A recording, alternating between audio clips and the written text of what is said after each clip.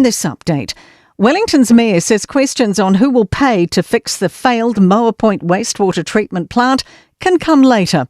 The facility's failed catastrophically and wastewater is still flowing into the ocean with no end in sight. Work is continuing to let teams assess what's gone wrong. Andrew Little says regional Wellington mayors have been quick to comment on whether they'll help pay, but he says those decisions haven't been made. At the end of the day, the Moa Point plant belongs to Wellington City Council. It's our responsibility. We need to get it fixed and up and running. We don't want to quibble about who's paying. Lawyers for the mosque terrorist who murdered 51 worshippers in 2019 have wrapped his appeal case. Brenton Tarrant asked the Court of Appeal in Wellington for permission to vacate his guilty pleas. Emily Ansell reports. His lawyers have repeated his assertion his prison conditions were the most oppressive in the country and made him unfit to plead guilty. They argue this could be a miscarriage of justice. The panel of judges sought numerous clarifications and expressed confusion over the crux of the argument. The Crown will make its legal submissions tomorrow. The Prime Minister is hoping Kiwi space endeavours reach new heights.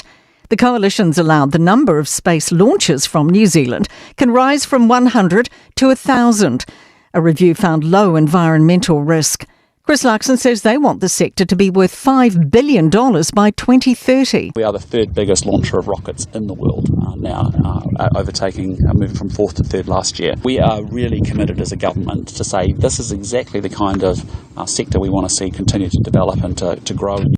Hundreds of dead ducks and geese have been discovered lining the shore of Lake Taono in central Otago. Environment Southland's investigating, alongside DOC and the Ministry for Primary Industries. It's advising people to avoid the area and keep pets away. That's news. In sport, Blues coach Vern Cotter believes they've unearthed a gem in Torian Barnes ahead of a Super Rugby debut on Saturday. The unheralded flanker, only part of the wider training group, will make a shock start at blindside in their season opener against the Chiefs at Eden Park. He hasn't turned up just to be part of this. He's turned up to be actively contributing, and he's got aspirations to go right to the top. And that sort of ambition is nice to have, and it means he turns up every day to become better. Warriors veteran outside back Roger Tuivasa-Sheck's been ruled out of both of their NRL pre-season matches. He suffered what the club is calling a low-grade hamstring injury at training. That is sport. I'm Raylene Ramsey. 24 hours a day, 7 days a week. Radio Samoa streaming live on www.radiosamoa.co.nz. Party rock! Yeah. Shake that. DJ. Every day I'm shuffling. Let's go. Take it, hey. Let's go. Take it, hey. Let's go. Take it, hey. Let's go. Take it, hey. Let's go. Aya tu ipe ayo le fatika mai o. Oliba una tata amase solo llevao. Jasila ba ole mate, ile me ufo mai ya. Ulupe ole fanwa ufia a ai ya. Wa wala ilo tona ngai lua ile fanwa. Mafua angale ole na nau.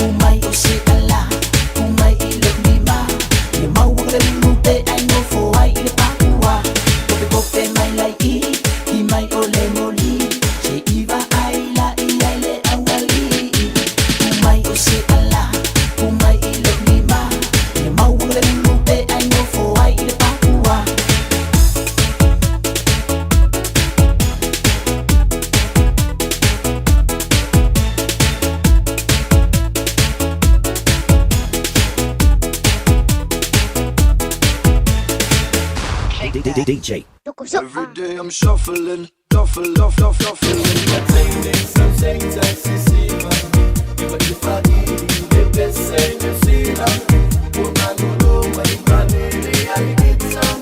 Well, man, you're right away, I'm no singer. Since you attending some things I see, you would define the best say you see now. Woman, you know my money, I need some. Well, man, you're right away, I'm no singer. If I met someone like for a simple set, you'll find me out killing. Sound so man, oh my, I know. Let for a simple set, you'll find me out killing. Sound so man, oh my, I know.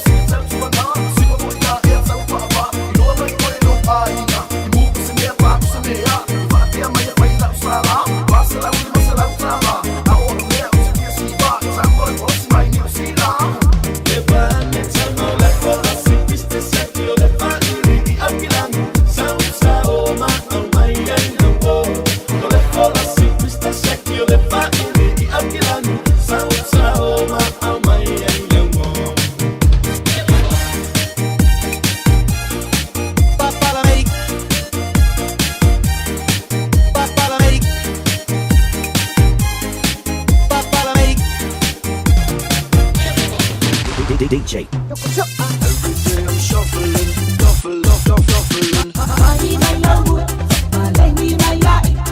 Love for so right. Do my odima, do my best. My chamba my again. My heaven my life oh my. Who will best? Money my love, my language my life. Love for so right. Do my odima, do my best. My chamba my again. My heaven my life oh my.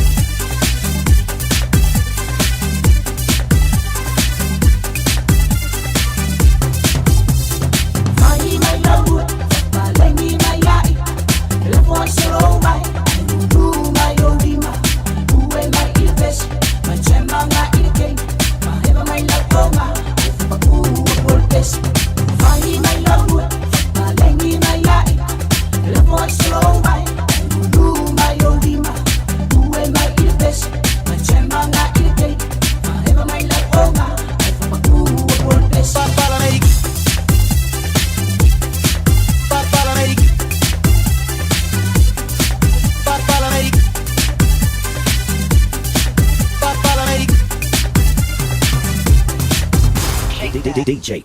Every day I'm shuffling, shuffling.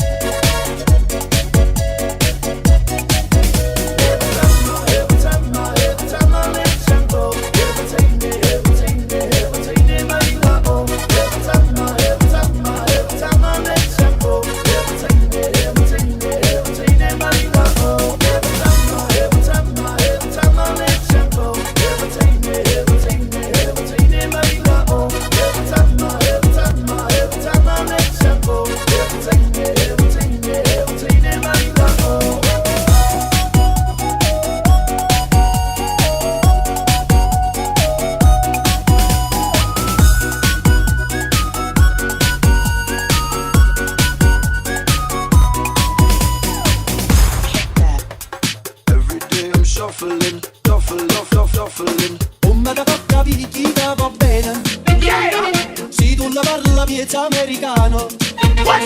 Quando si fa l'amore sotto la luna, come te viene in caviglia I love you. Faccio lungo mai, ma non so che fai, mi fa male schifo. Fammi con mai sono lontino, e passa come si fa in me. Le loma tua, ma le gioia in acqua, e poi vado, e ho messo. Le cagua con le olenghe, ai piedi sono fuori, ma non lo ina. Also amore, balla lei.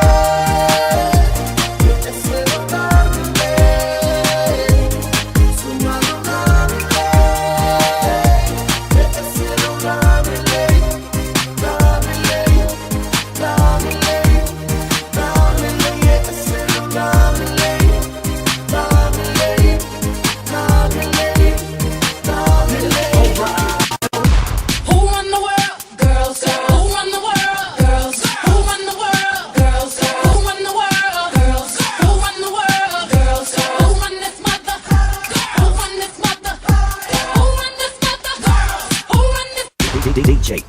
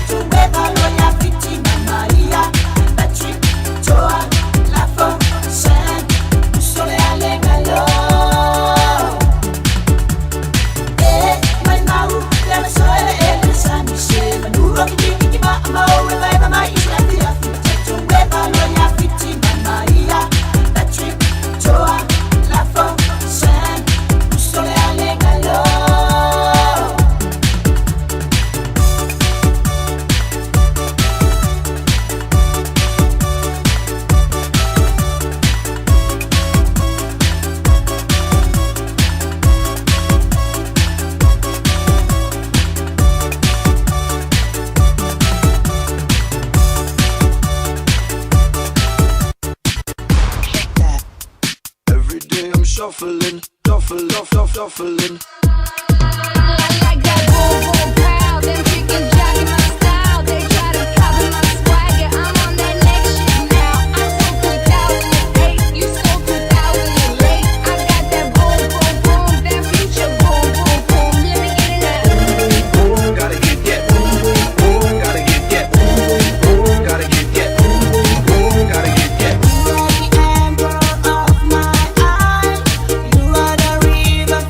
Right.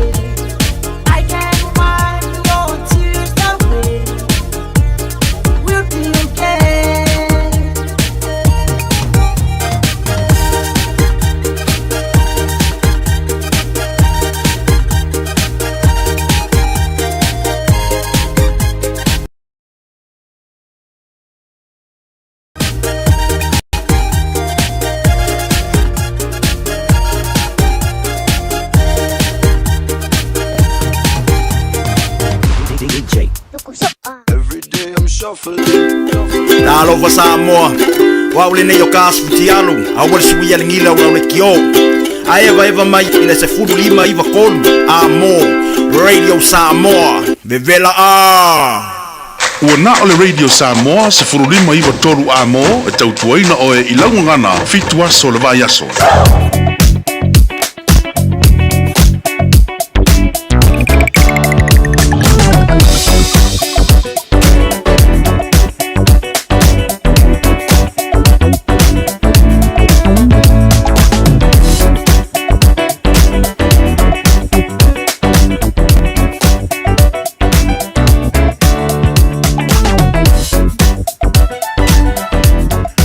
Lua Sulima Minute on a tana le tula fitu o ngano tana fitu au ina muli muli o tato tala pe paponga ile so sto ainga i lungo le wala ya wala malau silfia tiri e uilea no pane sa su ya mau silfia malu le sino ha fa tu tol pe am ngan venga ya sa ngare mu tu tu mutanga welo fit mai tai tonu muni ai mo to malawa ne fiafi lai to le lo papa ya le nau silfia ila to wanga ya tu taulanga Victoria Park ya o le mu ko le traffic yo wala ko solo pi de mu ko ai lungo le lo papa ya manga ya tu North Shore ya pa pe no fo danga mai up north danga mai i Albany up po ya e we had to Green High Bridge danga i Hobsonville ma beno pai kalau winga danga i atu i Auckland Sifo pe manie yo uma i mota mlawa saunga de mu Sebagai pekar ni dangai Onewa Road lungo le lau papa ai slow aku traffic sebagai na mai Devon Ford dangai Bayswater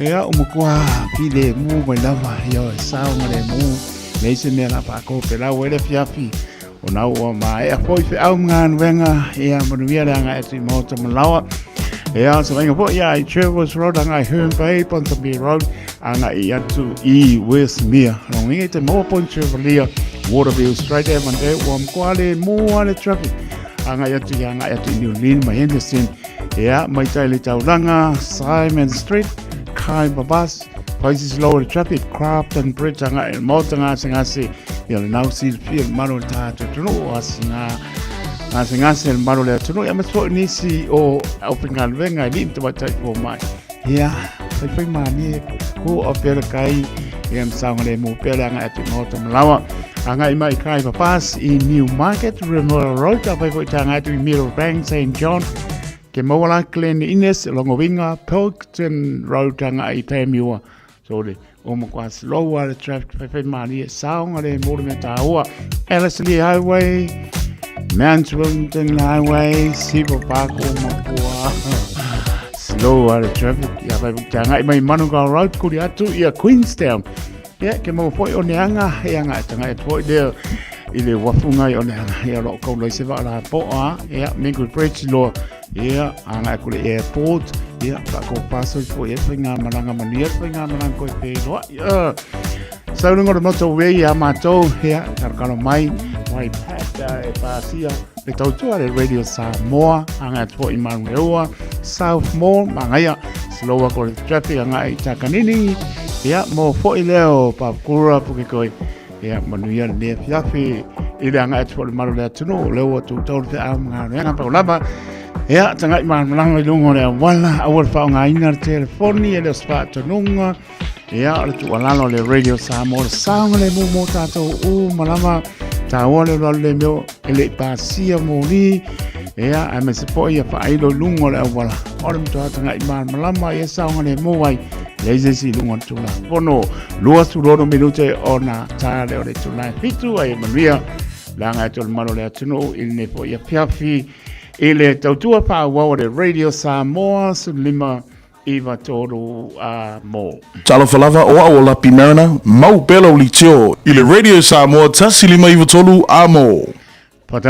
Padahal bantu lengang pa ano le atolo ta to no mai na mai monga mo lunga pa ia se o pito titi talofa lava ba no le so for Maria malo le atolo mai se o to asensena talofa Maria la ta po inga pai ta po ia e Maria halofa te atu tua sinsino lo tapo ia faipa tama pano Samoa me so le whengana pa ia ne tua so se to vine tau sumina no mai o soifua wani nganga mo i mono malo poroban patala patu ta lofa lama patala pa i tuno mal le tuno ia malo le pane mai pa tai lo to lango mai tali ai no tau tu ale Radio Samoa mai ia tuno mau pe lama tapo pio ke rope ia tali tonu lo o ati ai le tau tua whaawa le Radio Samoa su lima e wa tōru a mō patalo pa poi so se mōta ngase i mōta manawa patalo torian mano le atunu i ngase o le tino a lofa te le atu leanga leo le li lana wha mano longa i pa iatu pa iane pa ifo mōna manos tātou te au ngāmo ia malo le pini ngālo poroman patalo patu ia i lato foi tuli o lato whāsalanga ia lofa le li tu musu pe lo na lava ngang pa ia a tali foi mai lo a fine foi mai puri tua le era matango fio le rangi ma o so fo io e pe lava no fa manato sal mole wi wan ngata lo langi tu lo ona ta mai ai le o ia mato e foi le nai a lofa te le atu mo to tuli fa salanga e mana tua pe o tole tano ia patano patu tau tua le Radio Samoa lima iwa toru a moe o ianum whanau tamam tine e a maile nei aso ia onga ia ta tonu maua lo fia na ua tau no i lo whane ta nore tina marita ma le ase mea whanua pe sasi ai ia lo loto i tonu o potu a onga pe te le fia pa ia onga e o se tamai titi ten titi a onga aua ne i ngā tia i luma o lo ta māmano tina o lo wha soa iai e te toi alu le aso soa i o ma kua ki lia lo ma fau wai fia o sa o loto la wa o onga a pa pete ngā tia kongo la oko pa i o longo venga e whai ma venga ma mawhana ia o le sawa onga tama teine pa soa lo ta māmano tina ese mana ia ia na whai lau sau te taro i leo tuo ma ngalo mai oi o mafofonga pai se ai mana tua le ngana tau tala tama teine o le nawa uma na tala no atu o atu na yo tau matua ia mese le ngana numero tas so i fua e tau matua mora e taito mana tua o tau tama teine ia ngoto yo tau loto le ngana mua le na awane i le iloa wai le iloa ia tari tonu paingatane ia te o tau ia mo lava ngana pero tania mrio tolu nai e te tari tonu lau tala le paiat ia nai fia le te pasoa e le ngana so i fua e aito matua maura e taito luosu lua miru te ona tale o le to lai fitu tale fitu e on fa na le on to wina tato tala e pen fa ponga e le so moli fa manoma fa tai talinga pa se la fai se uso vale talinga se manu po le talinga ponga mua ma lole tautua tunu lau tautua mtamera ne aso lo fa te le atu manuia po ia tu lungo ala ya me sfole pikilo na yalum pa nau e lava o tu fo lau fa moli me se walo ya wa ngatu tina sa mo ma le no falo ni se vopa ia ona na talo to foi me lia le tina ya tina ma no falo ni foi o pe sa mo ni se fo fang pa ai ngo tu ai foi ia pa muli ka penga pa le se manu pa ri ku ko pa le o le fa ia mai o e se ka wei la pa se manu ma lia no ala ia na musika so feloi pa tala patu ia le nga upu so muli ka no fa tina ai ma puta me Australia la ma naia nei ale tau le meo o ala mai tina ia le anga o so muli pa tai to mam to ia le au pepe pidioane mar pa tu ia salmasina mai ota lo pa te le atu le au pepe mar pa tu ma no palo ia pena po le usa Mikaele puti mai Mikaele puti mo ko solo le al kalingo le suo le pia musica tai o pa ko ia ma no Mikaele ro pa tu so ma no nga lu ne aso pe po ia Paulico yese tu solo ya pa te tele lava ma no le eva mai lo fa su oe ainga Marico yese tu solo lo pa te mai ne so ya Nicola ulu mar per tua ma no falo ya lo wa ya le one tree here in Liverpool le pe me ga ya Nicola ulu le se one tree ngai Liverpool o va ako pa si ma ngene Nicola ulu ne Liverpool o le ia le one tree na ele va penga o kilang ya le lu so bi lu te na ta le tu la fitu ya ma lo nga lu le pale ne ya so la to sa pita i tu nga pe nga ele penga o fie Umoro waso e whamalosi pia. Umoro waso e a o whaisinga o pio singa o kamiro sanga o whaisinga whaangoi. Pōrele pero la iki. E a umoro waso e whanoa noa a whamalosi a kako e te me whamai mai ai. E a manatu ane o motu mai manataura. Le upo ala o te whaanga aina tu lou lea tu no pene. Motu mai manataura o e whamoe. Moni lama. Tātou te whamoe moi lea tu e lese se. Tātou te whamoe moe lea tua wai. Tātou te le mpaya se mea. Au normalon pātisi mai manuia mea whamoe moe nai lea tua. Ia mai ku runga e se mani whamanosi. Io pātasi. Mea lo e tangi sā i le li. Ia mai mea lo e se fua. Mo lai te to. Ai musika ia kako ako e se kaka ko pese ia.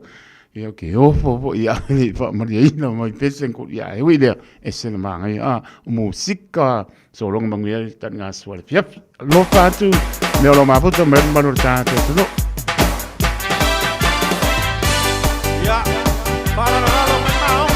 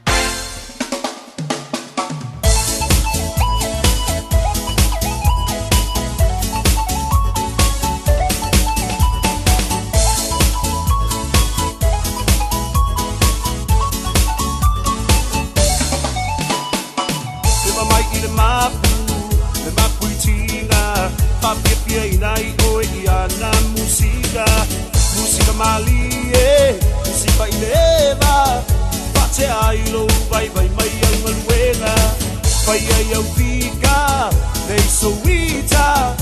Esa wia mo pia va aya to wa siva. Eva mai la ia, le alfa I mai otara. When you see you malage, chick Helena wa okay. Eva mai la ia, pia lava o I lau fika. Ave lava o le musica, e mapua I o tina.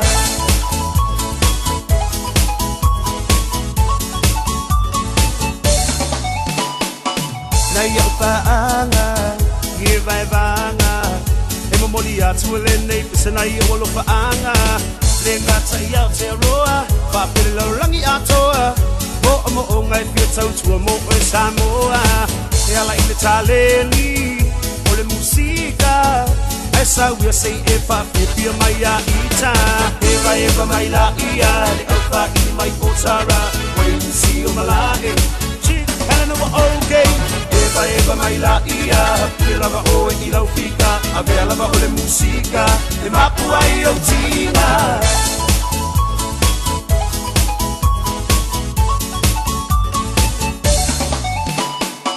E mamai I le mapu I tina. Papia pia I nai o I ana musika.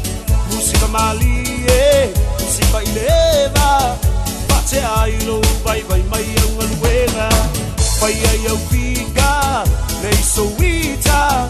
Esa wia wo pia va aya to wa siva. Eva mai la ia, le alfa I mai otara. When you see you malage, chick Helena wa okay. Eva mai la ia, pia lava o I lau fika. Ave lava o le musika, e mapua I o tina. Se fai mai o le nei party, e pa o le nei party. Ai asu foi o le musika, e pisa le na party. Paski mai lo I le mapu, oka e ua afu. So mai lo ma le mix low, so o singa mai lo wafu. Se fai mai o le nei party, e pa o le nei party. Ai asu foi o le musika, e pisa le na party. Paski mai lo I le mapu, oka e ua afu. So mai lo ma le mix low, so o singa mai lo wafu. Eva mai la ia, le alfa I mai otara. When you see you malage, Helena wa okay. Eva mai la ia, pia lava o I lau fika. Ave lava o le musika, e mapua I o tina. Eva mai la ia, le alfa I mai otara. When you see you malage, Helena wa okay. Eva mai la ia, pia lava o I lau fika. Ave lava o le musika, e mapua I o tina. The humans are a primitive race.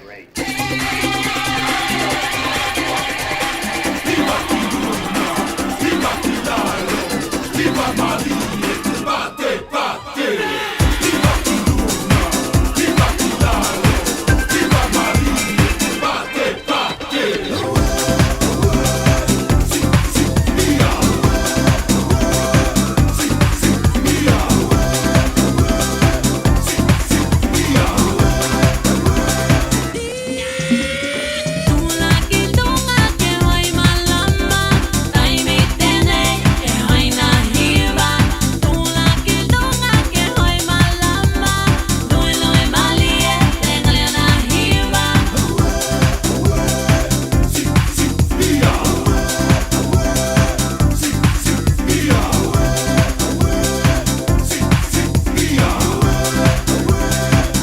La hakali al yetu.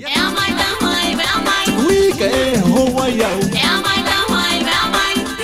Hira kilonga, hira mai ve, hira mali e, bate bate. Hira kilonga, hira mai ve, hira mali e, bate bate.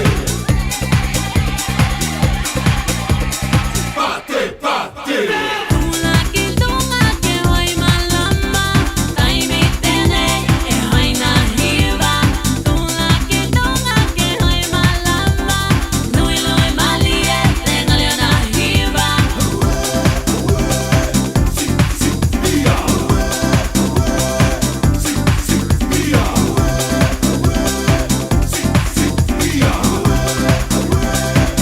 La hakali al yetu. We ke ho wa yo. Hira kilonga, hira mai ve, hira mali e, bate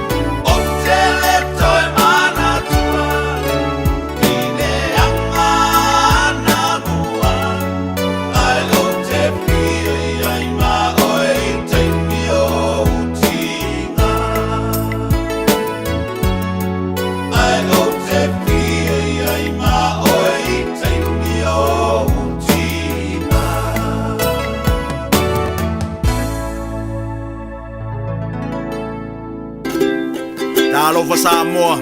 Wa ule nei o kasu tialu, a wale suia lingila wa ule kio.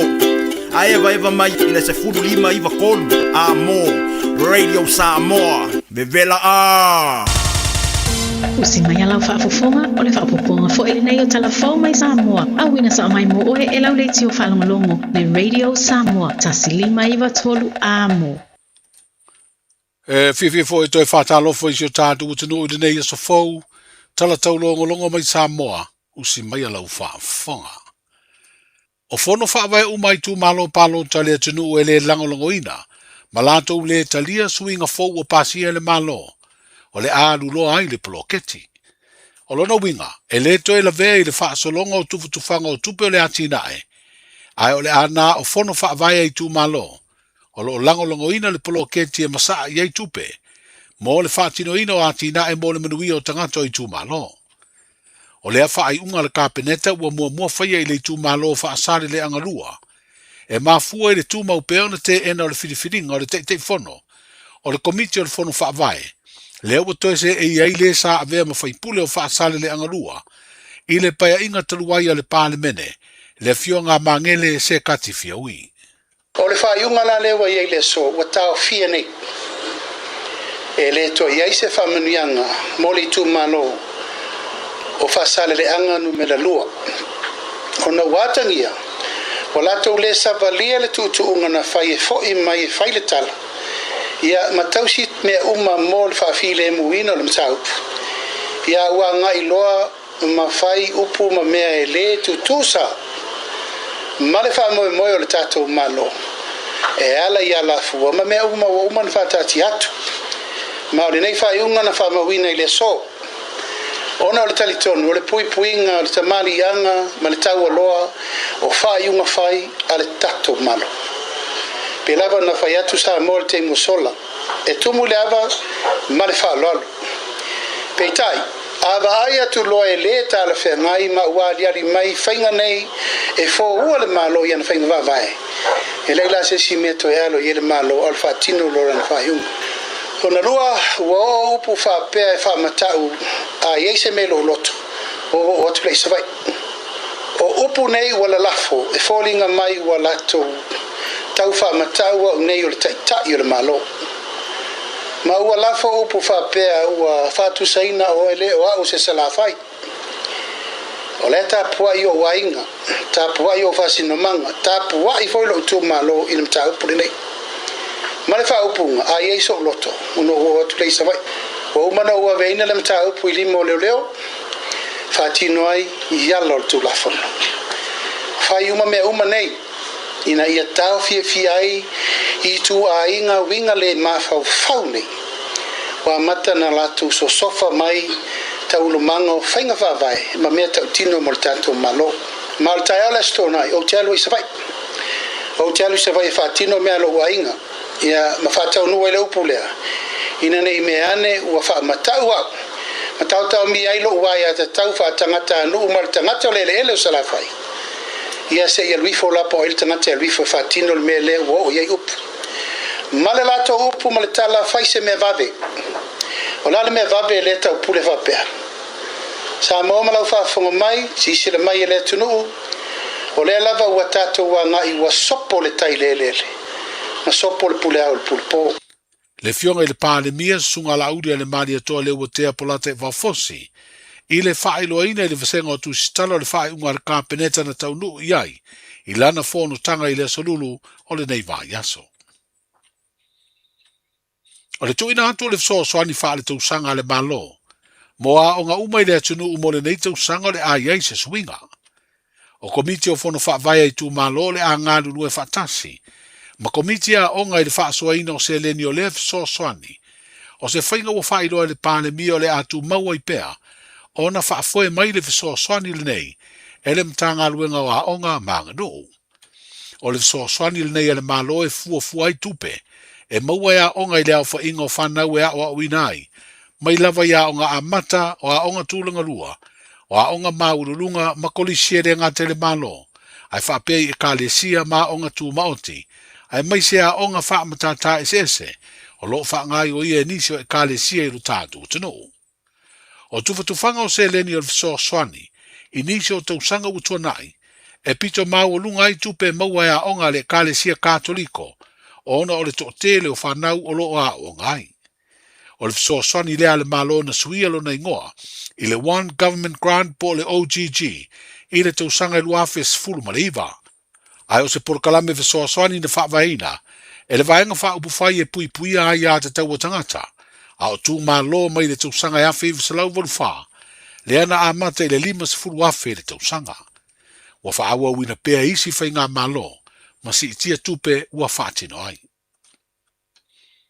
E whaasfulu tolu tausanga le matua o se ali ina malanga mai se whai ngā malanga, a le waalelo le Fiji Airways i le waweao le sururu o le nei vai aso, ma ia wha uru whale mai eini fuala u wha saina o le maruana. Wa wha iloa is wha mtalanga whala wa i tele, mai le mtanga luenga o leo leo wha pere mtanga luenga o le tiute, e ono ni whangu la iti na au mai ai le maruana, wha pere se masini e vidi ai le maruana, mani pepata ai. O le mamafa o ia la au wha saina e tusa ma le iwa se furu kalama.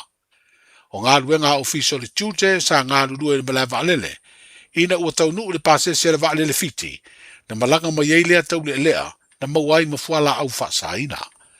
O leo tau fia mo su e ngā leo leo, o se tangata nuu o Samoa, ai wha mautu o iei Australia. O lo ia wha o ngā ina se tusi folau, tangata nuu New Zealand.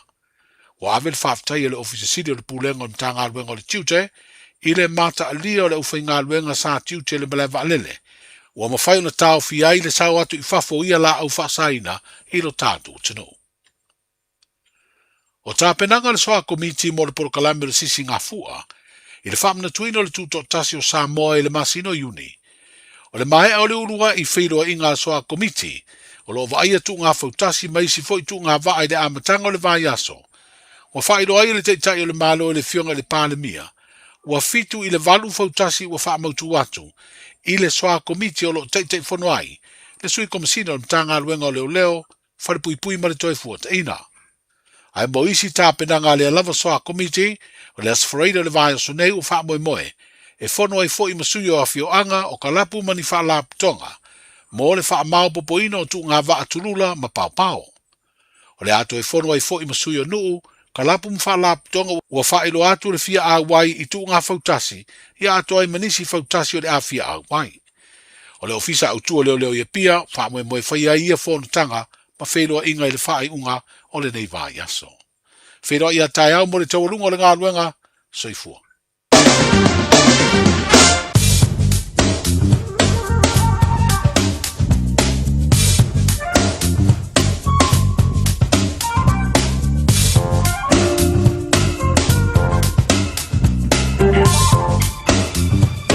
Nau toi whaponga malo si o tātou tuno au inatu muli o tātou tala pēna whaponga e le so le tautua mai au tanga mai a tipi au tanga mai a anga le mai le matai o le langi o mori atu lo tau soifua le mātou wola i le aso atai au toi whaponga si whaponga o tala mai si o tātou tuno o i Samoa.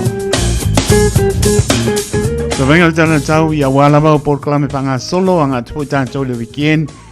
O lo tu malu bela pamawina i au kinani, loso fitu ni maulunga lo iai, sabili yangi mai sau te sifo, a wa fo i pa una i ti munga, lua spulu le malu le po, winga po nāru tau le aso atai au, le aso parare pa u ti munga, a wawa, lua spulu fitu po le bela pamawina mo atai au, lona malu le fiafi e spulu maleiva, pa vena fo e le baba i atu le aso tonai pa u ti munga, a wawa fo i lua spulu le pamawina le aso tonai, malona malu le fia PS pulu male valu pa pena po winga le tawe le mai le sai pa uti munga awa lua su lua le vela pa mawina le sa malona malu le fia PS pulu male ono swainga nga tai pale mo la to ta pena yai e wasi a mai moana o le saunga le bu lava bo mia ta to silil pui pui ai lo le tong tia pane tono le tawe le so nga tai pale pa pena po ia ta ao le aspiraile le sto nai e o lava le sa o ta po i le li ya ma le tau le sang fua ya le lava ta pena me na wa e sil pia o faola te foni fe ave yo an pe tu mai na ta pena ia fa tu nga wo sai te ni sila maritime ni sila tanga venga le SCC te sui au kilani ba me tu o lea e a fo i Ono minute te ele pāna wa beona langa sua ai le tai e au kilani to sua le ora tai le apo le pāna piapio le so o le tai sua i o neanga 5 minute te ele fitu tai o le langa sua le tai o neanga to sua le ora tai le apo le fitu le piapio le so o le tai sua i Manukau Hits baba iatu o le 2 minute le ipa tai o le langa sua le tai e manukau to sua le taile apleiva il poana nei mane tai sua i morwai lua su lima minute te ai leono i le babeone lanso le tai i morwai to sua le taile 5 minute il pitu le fiafio le so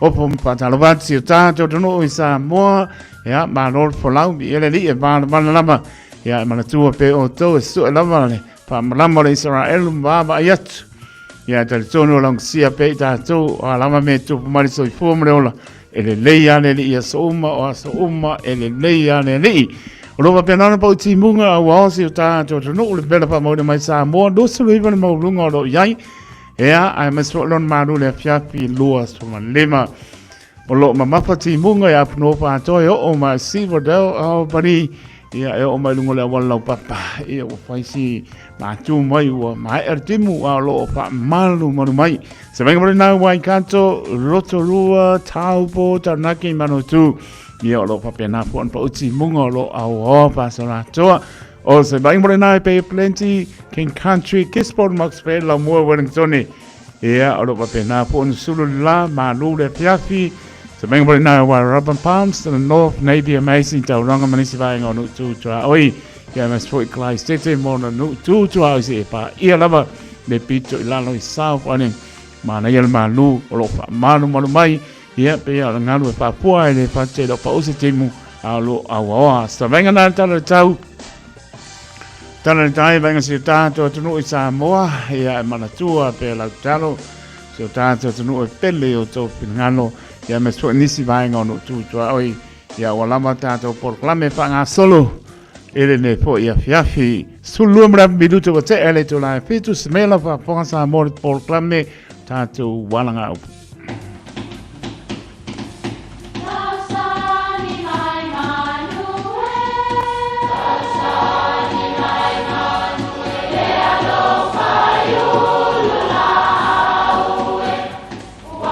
E o whanga manu i ululu o la au, awa e whawhanga i funga o la au. A o le tangata, e whawhanga i upu matala. O le mawhileo o alanga upu mamuanga ngana Samoa maona whaapongai, e a fua i lona sio mianga. O lona lea sao i le whaatufunganga o le iloa whaale aso, mai le tautua se ia o ina pule.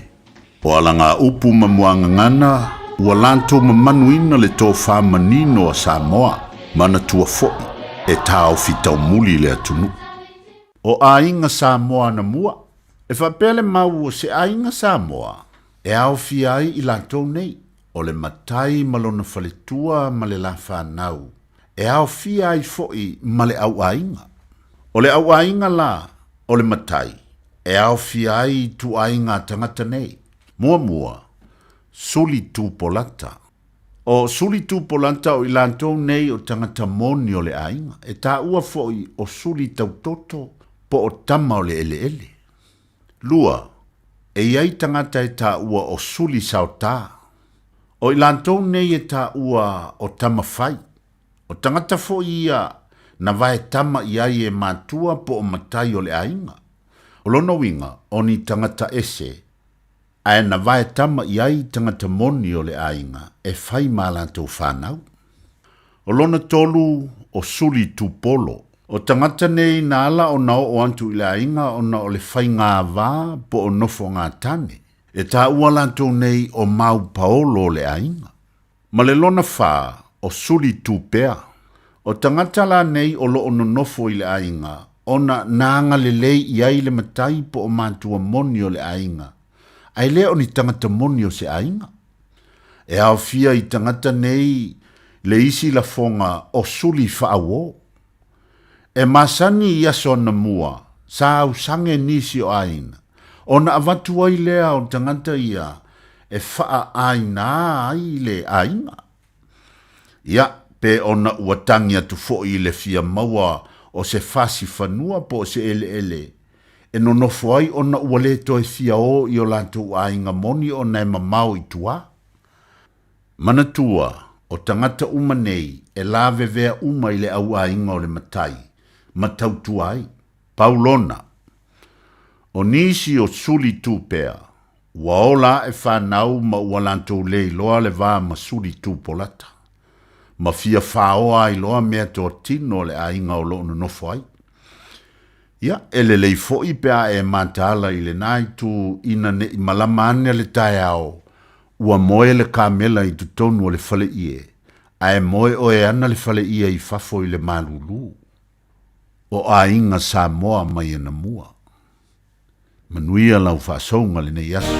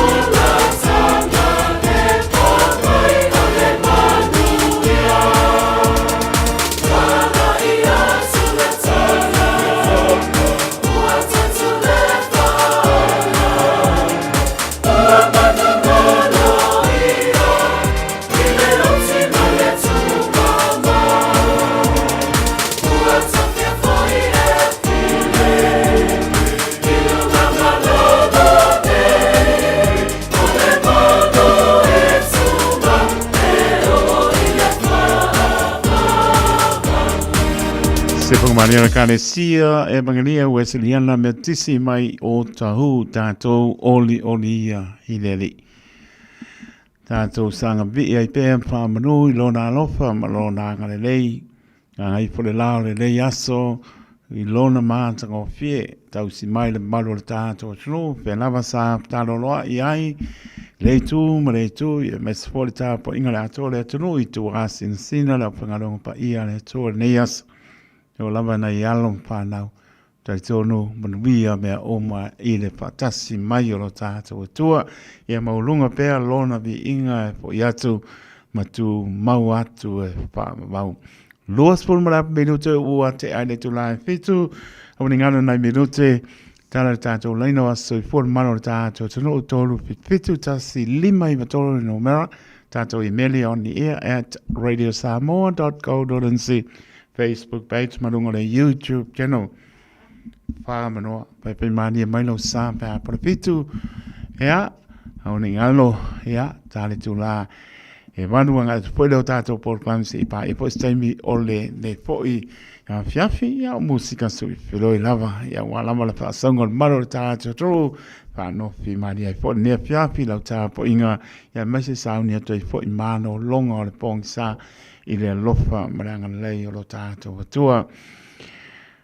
Padalabatu i le tinaia leo ngā opu tō muri whamai lau o te ale tu lai lua i le fiafi Western Australia ea manei lato tau vela ea lo patu leo ngā opu tō muri pia po e sunga ea mauliko iese tu solo male ainga mauta mai sunga ea Nikola Unmat Patua man no poalo Mikaele Futi ea malola vauso paaptai sunga ea Sio Aupito Juliano Marpatua man no poalo o lo mafuta mai i Melbourne ea mai ma ngai ke le musiko i o fikau i markai me e ngoang fala au ea mai Sio Aupito Juliano ea mai ia se manu tanga i le ke o se fala au Ega umapa ia paptai pamlia ina la pai musika awangi alu kele no pilngalo i musika ni ai se e pora ngai ka umapa Sio Aupito Juliano Marpatua manufalo ia lo maputa mai i Melbourne pape pole ia sina leo masentua ia lo salia lo maputa me la mo Wellington ia ma lo lava paptai sunga ya kalau pas uso ya John To'o Beres ya o mai pia ya manola uso ya olena lo pateliatu menuia foi ya ne pia John To'o Beres para ainga rem le mo mai cleanliness ya pa mai ya rem le mo taito la pese mo nga o le White Sunday so le o ya rula nga sa so fili ya lo panse mo na ko ska pese ya ai ta tonu lo mo riel manu ta no na to lungo le ala na no fa manatu a o ke le fi mai ai le pin nga no o lo fetalia na mai so fo mo lai te a le to alano le Radio Samoa ya a wa pa nga ina telefoni ke lea lo kai me kala ngoi pa o te moto malawa a tupu whanandame ia peo nale ale labanga taumpai atu le Radio Samoa ia mamatou fo ia ta ora no le mole pasia moli kwa po amara po ala sa kamakau po ala sa ulang mane tuli lo sao ia lai o mai la ko sao e mori mumu ia tau ia ile tupu whanandame ia ta ua tanga iman lama e te le pasia moli Aua fo ile tanga ile fa ilo lungo le wala leise se lungo tu la pono inga nei ala se kupe mau ya pe ona fa manatu mai sunga sa tini ya tu marvao siki a show pe programen po ya le la ma se si lungo tu la pono ya le la mo stai tau si tu la pono ale fa ina la ia manatua o lo lena ele mpenga er ko kas ya mele ia mo ko e atu pa zolo ako ai le longa lua malongo ya ke le swinga pe ata to ri atu le lua o lua fitu le la ke le swinga o penga ka ko la senga le la ia pe fa lama sunga sa tini atu mo vao an po el va por clame ia ai le la vale tato mana tu pe ia yo mele le ia matausi ai pa tai foi mo ia tu lo faina o poina mai ia anon pa nau tu lo suafa manuel malo Ia, pe apa i tū la programe ai te lea se tā ua mō tātou uma nei a malama i tātou tū la pono, a waine o tātou solia le tū la pono, ia ai e a maratua, soli tū la pono, ia o pangatia po i leo tātou, i leo toi whaingo pia sala, ia mai se o tū langa nela a o i suingo tātou lai sene, ia mara suingo le learner, a latu le restricted, ia lakua i le lona tolu full license, ia kenea suinga, ia le pēo na whaponga on pō, tau whaamāmlama, e songa sa tini a tūmanu mau, e iai lona i tū le lei, e iai whanona i tū whane lei, ia pe ona tāna tāle an pō, ia o tātou woa e lunga leina, ia e mga ia, maliska mālo lunga leina, trespass lo aru i pōts lo, karanga aris koi, ka kua lunga leina, e sel mana ia lofa le li, tātou maua perpi le mō le li, tātou mana tunatu ai, i me le lei, ia ma tātou sāma wani ai, tātou te māpau pēa i me uma, ia ai tātou te le mpaia se mea, pe sili ai le lofa le li, manu ia le tātou pōlonga. Money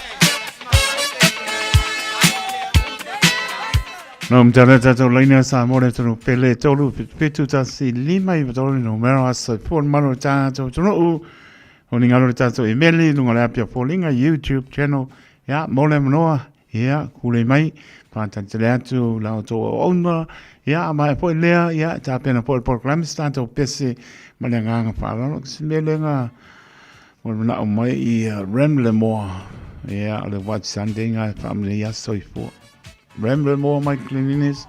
Yeah, what a late pile pingala kulolot. The Maracul Pessinga family has so for Marata. No, Paptai da Benson, Leonard's Malainga, Ya Malor, Maps Mai, Galopai, Sio, Pizzo, Juliano, my Melponi.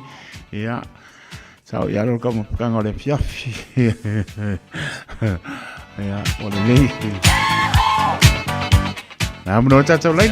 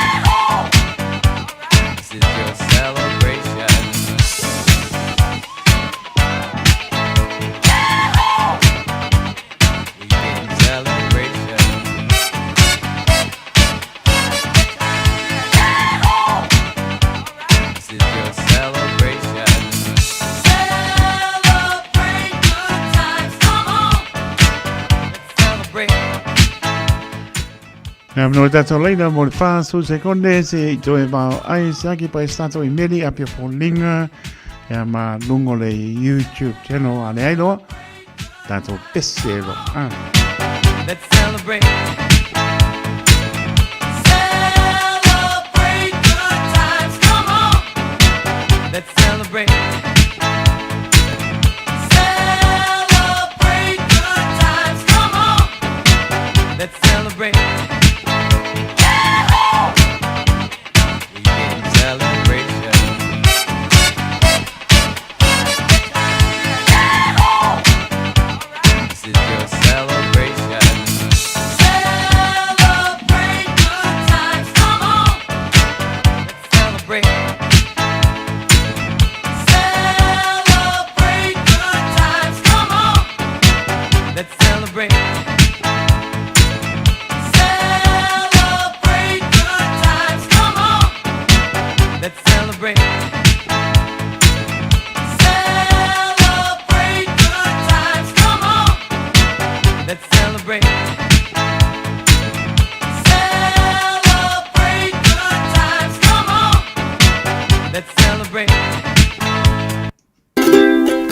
Over Samoa, while in your cast with Tialu, I was yelling Ila around Kyo. I ever my in a food lima Iva Kolu, more Radio Samoa, the Vela Lena, Vela Patava, the owner of my phone, Leo Polenga, the Radio Samoa, from Rio, so for the mother to know it a ma, Tina also to Papenza Lamana Pana Witty, or to Umlam family, to was for and so young and lady. So va popo nisi tau sanga stele so for more lai tato manatua pea ya bea pe tato e whaia lona pingano. Manuia tele to was say for happy birthday to you o si pongmani se wo ya waino e request my ramble more e a pese la to ongas familia so for maro tato to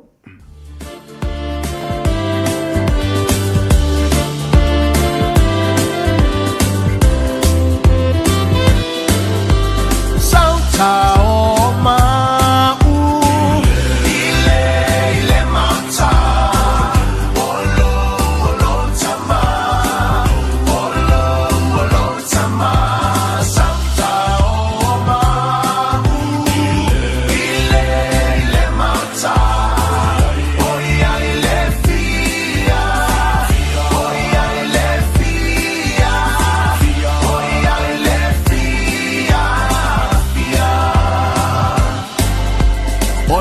foa fio le tala lelei Sautao ai nei Ole na foa fio le tala lelei Sautao ai nei Ole na foa fio le tala lelei Sautao ai nei Sautao Sautao Sautao ai nei Ele alo ai se tangata whaia ngā Sautao ai nei Ele alo ai se tangata whaia ngā Sautao ai nei Ele na foafi e anu I le lagi Sautao ai nei Sautao Sautao Sautao ai nei Abraham Tamama lana whanau Ua tonga tele nau nau O amu foi leisi, o oe foi leisi Ia vi ia I le ali Abraham Tamama lana whanau Ua tonga tele nau nau O amu foi leisi, o oe foi leisi Ia vi ia I le ali Alima tamatau, alima anga vale Avai tamatau, male mai anga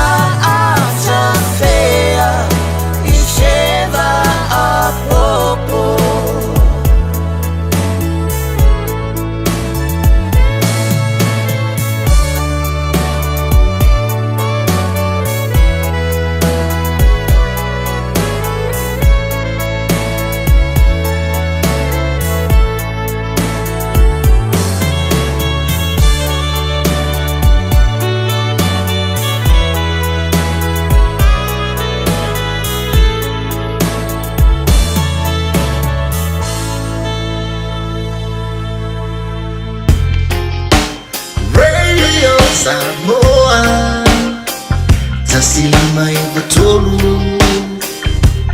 amo Radio Samoa tasilima ivatolu amo. Fire and Emergency New Zealand advises that paid firefighters will stop work for 1 hour from 12 p.m. to 1 p.m. on Friday 13 February. During this hour, fire and emergencies response in some towns and cities will be delayed.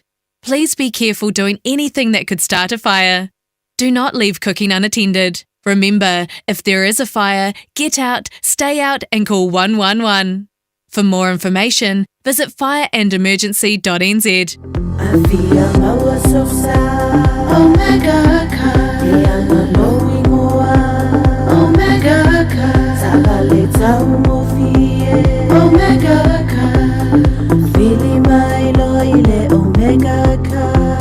Omega Cars, lua selau Cavendish Drive i Manukau. Pole telefoni o iwa lua fitu 5 tasi lua. Susu mai Manukau ne Omega Cars. Umalole keisile Omega Cars.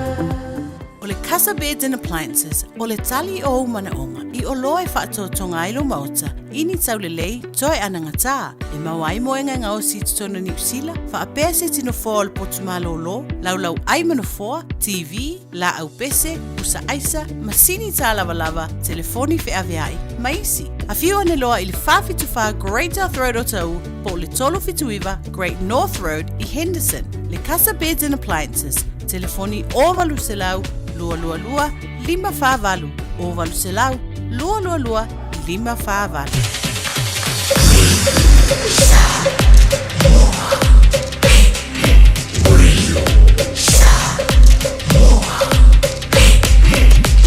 Tasilimo i vatu amo.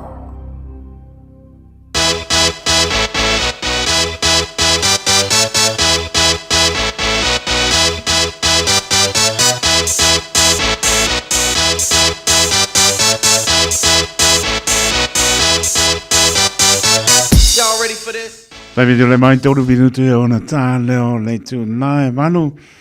Tau tua de Radio Samoa su lima i watoru a mo pātana watu sunga a reo pena sai male ainga lo maputa mai Hastings ma pena po ia Teresa Ene mo se ona tua a tina e a mano lava pātai i o musika se ele pia Teresa Ene ia lo patelet pātai ia sina leo fo i masion to atina ia lo salio lo maputa mai la mo Wellington ia mai la to uma la mo pena maputa mai ta benzi Leonard male ainga ia mano la pa tai le va mai ni fo i fiafi ia to mam to ia le au pepe pilioane ma tu ma falo ia mano la pa tai ni si o misi atu swapa i lunga le YouTube channel ia lo fa tai to moto o nisi o tato fa silanga i fioanga mana panga pa tonga e kalesia manu smela pa po sa Oning alo sa lo minga o le tusi o le songa va sai mane lo minga o le mau pitpili mo wai fa lupenga o Samoa sipo tutuila manoa o nisi o tanatu o Samoa o langa upo o mta pa yo ya matai pa ngo pa lame pe o fai ponga maliu leo si o singa o ainga silpa ingo paulo si pa alo pa ngingo e kalesia mane tele o le ngana o whāno longa. Fitsulta lāre tau tu si whāru penga lewe mō Silvia. Nā le ofisa lava o le Radio Samoa, tolu ono pā tolu hope o Avenue i Manukau City o lo mawai. Monisi pam talanga le lama lau tala noa i lau fonga fia o mata ofisa le oiva luono loa slima i vatolu numera. Oiva luono loa slima i vatolu numera. Pētanga i ane e le stop radio samoa.go.nz pa esa woka e o koe lo mota. Mo au kirikiti uma e pia a wail tamisanga o le te wila lua o luono. Pa manatu atu le tātou fono le aso lulu nei, le aso suta se o Februari lua o luono. A poleono i le apiapi no whanga o Silvia Ngati Park, Scorpion RL Clubhouse. e tā ua le awai mai o Fontanga whangatai le pauruina o au ma se iai le tātou troa ai a matar tā longa i le asto nei.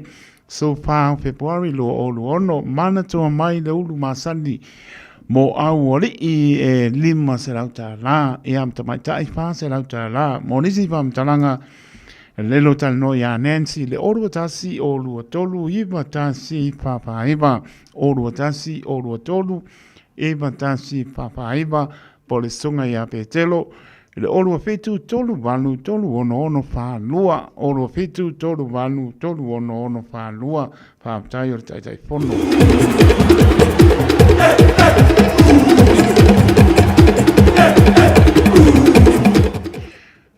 Leis tātou pā sirisilanga ua mapu le to'o tō a inga i le ngamo ua loa le bao a wai le inu ma le mamala Samoa ua iai ona maa oso ma maa tāna tana ua ilonga fo'i maa e a pele pele ai le ua ngalu ua uma ona tā whale le fulu i le tai matangi ua uma fo'i ona tā whai foa si ulangi o lafo le tō whaula ale tupu ua pai ao ma paia ua vili fo'i lau foe hea ma ua sunui o tui pāna o lo tā antipo niu ea vi ia le tua mamana ai le ava ma le whaaloalo tele whaasisi lantuai pa ia maulunga o lo tātou nuu o so na ua a wane fio tangalo matua tapunu uso lei tau ma upu ea ma tau ma whaalofi ea ma lau pitalenga pōpōrei lo tauto wha lo rātou lua ma le mamalu ia so la ua ina ua tusa ea ma lau tō whinga o le polenu so la ua msau ni atu e whonga inai no o tau pa ia, maro o tau mamalu ma o lunga e whapea. O rea whaia le tātou Fontanga e le maota o lo tātou nuu i pae lei ma vaita vae i le tū la a Poreiva. A Poreiva le tai au o le asto nai so whao Februari lua o ono. So whao Februari lua o ono. Bala au atu i a inga uma o si o tātou nuu o so la ua ea masauni atu ina ia pio mai ma tala mai au tātou a waipa atasi la tātou Fontanga mo matai uma se o tātou nuu o whaia la tau sao whai ia pio mai ma tala mai au ea malau i po lau taunga tātou whaasoa ma tala le tō wha ma le whautanga i se au wana e manuia ai lo tātou nuu o so la ua masau ni atu. Ra mua le lei le atua i lo o tō so i fua. Tātou pei loa i le aso a tupaina. Pāptai o pupuri i whanea whanga sa yuri AHR. Tangalo matua la bea. Pule nuu sui o le mahalo ma le nganga whanoalo. Maptanga alom tam whanau o le nei nuu o vaie e sa whanta. Pāturo atu sa moa i lau whāpunganga tā puai le nei vaenga o le aso o pa ia mo mamalu o le ale o iai se whaamtalanga ai nuru atu ia whaatini o tau sala a wā o oe o le tā moa le e au aunga tā e le ngā patau li meina i sa mātou whaamtalanga ne i sala le ngangana o na whai lea malape o le au ona tu low tu lon lava a o le nei pāsisi langa e pāsin tonu e le mautanga alom tampa na o le nei nu o vai e sa pata e whapea wha mole so i le mautanga alom tampa nau se o mātou nu o vai e i au kirani nei ai mai se poi o le loa o tama whanau o le whioanga i au kirani e bahala a watu ma le nganga whaaloalo o le atoe amtalia le tātou mautanga i le astona nei so whao Februari lo o ono le tu la tasi i le auli Pai lava le no puanga masani wa si fia le lawa o lutu mangamau. Numera pala net plaisi mangele a pio mai tala mai au.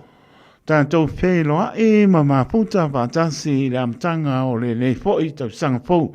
Ia e mai se ai o le whaawa wina o a tātou maptanga i masina taitasi. Alofa mai le tua soifua ma moriatu lo tau so I fua ma so mātou wola tātou whiro ai I le aso a te whaina morisi wha mtalanga wha mole wha so ta I mai le no mara tai pono o le orua tasi o iwa lima lua vanu o le orua tasi o iwa lima lua vanu po le orua fitu lua tolu wha ono o orua fitu lua tolu wha ono o wha tai lolo wa pono le maptanga le whioanga o wa ye au ki lani Ona mai ai lea whaasisiranga I whioanga maranpanga wha tonga I kane sea manu sa mo le tonu pele le ia swaiwai asa ma se mau ai wha mo lama lo tō wanganga ke pisano I maangaro le openga venga le radio sa moa poto tau tai sela na tu yama ai ta tonu ea le lama le bala au mai ta noi lau fonga fia o mata ofisa le oiva lono lot slima I batoro no mera ea si le fia ati le ai nisi o pa si silanga ia ona songi ia walama le tau tua le radio sa moa ea le bala au mai le oiva tolu luono lua ta si lima I batoro no mera ea ta noi lau fonga fia o mata ofisa e manino ai mea oma mai le purenga le radio Samoa e maro mato whāta wa mo le ato wha maroma le whāptai le atoro tātou tunu ia mai se o lau lango mai ia walama wha silsilanga o lo wha pena o na wha leo ina atu o le tautua le radio Samoa wha mria le atua whata labatu ia puao te pola ma le ainga whāptai maputa mai ia mai lato umalama o maputa mai ia ngā te lea, pasta te filo, wa ti wola, lau tolo, lo fatu lau sunga, pai pe au, uso, maane swafa, mo lua mar pratua, mano whalo, e kāne sia I vai tele, ea, alofa tele atu, mo lua mano whalo mania le, kāne sia, whaatai maputa mai, lo mania po I mātou, I au ki la nei, mane nganga whaalalo. Taimi tolai mai le, ua fitu minute, ua te ai le tulae manu tautua le Radio Samoa su lima iwa tolu a mo. Manato manu li lau tā po inga Samoa toi whaata lofa atu I le nganga whaanoalo. Ele mamanu le tātou no na yo tamana yo tinai tu a sinsina lofa te le atu le atoro tātou no me so le apenga rengo pa ia le tua lo whaanono manu a wa Samoa mo atai au tā lofa lama pata lofa ya tunu mano le sunu e lama mana I no fang ya ta tonu le nganga lang sia pe ta to fa mianga a lo ta to tua so I fo tu so I fo la le tino sili le nganga lo ta to so I fo mo la ma au na mo ia malona pinangalo lofa te le atu ya tunu mau e me salawa na yalom pa nau le fanga rin fo en pa ta pat so se mo tanga se mo to malawa lo pa penan pa ta to lian mano ta to no I ngase o le tino ia lofa le li malana pa manolonga pa yatu pa e po mo al malosi ta to te ona mo ia malon pingalo pa ta la pa to le nganga pa lolo ia me so mano le tino o ta fa fio ke lope lo la to le tai la to le ala to le ala malanga mai tau no uma iau toro nei hea whaaptai le tua, tau no munia whainga malanga, munia wholeo pe hai tono ne tino.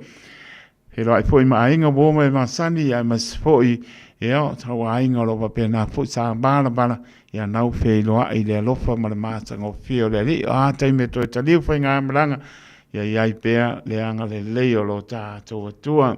Whangasolo tātou proklame se pa, ia lawas tai ma le piapi, tā leiva, ia whamuta whoilo sa tua, ale au na whātau wā.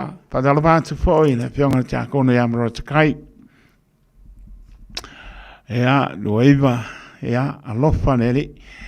Lewan pia ngai ngase o tino e loso, ea, e māno lama no on sai, maro whātu o tua I leri, pā I mailan pa māno longa, alofa te le atu maro te kai.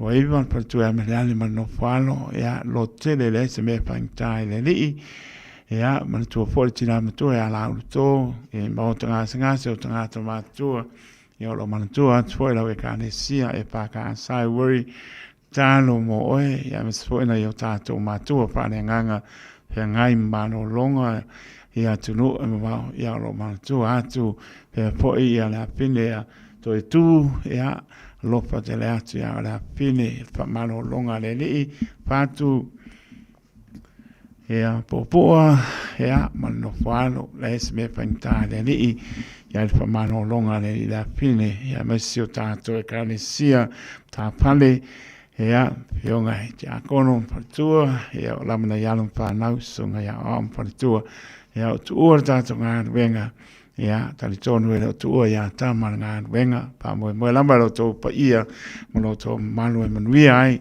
tato tu so pa muli ia to se o matua pa nganga ia lo mo mai pe lo faanga pe lo ai fo isa mo te me ai ia fa o vina la mano longa de America to fo mai ai sai me luma tato pe lo ai i le anga le lo tato tua ia ma fo so se kanesia pe la mo nganu lu ai ma lo le pane le pango fie ia tato tu mau pe le limpa mo pe sili le li me uma tato fa mano no si nganu lue tofiu bana a le li ia pa mria le li la to tato tru ia mai so kanesia au fingan wenga pa ia le to tai o la ma mo pa mria le li o lava na yalom pa nau mria lava tato fo longa ne to sanga o tato yana masina lona lua o le ne po to sanga i lona lofa malona ngale lei ia e manuia la mara tātou fōlaunga i awa lofa o tātou atua. La upele vai ngocho le lai le tama fuchanga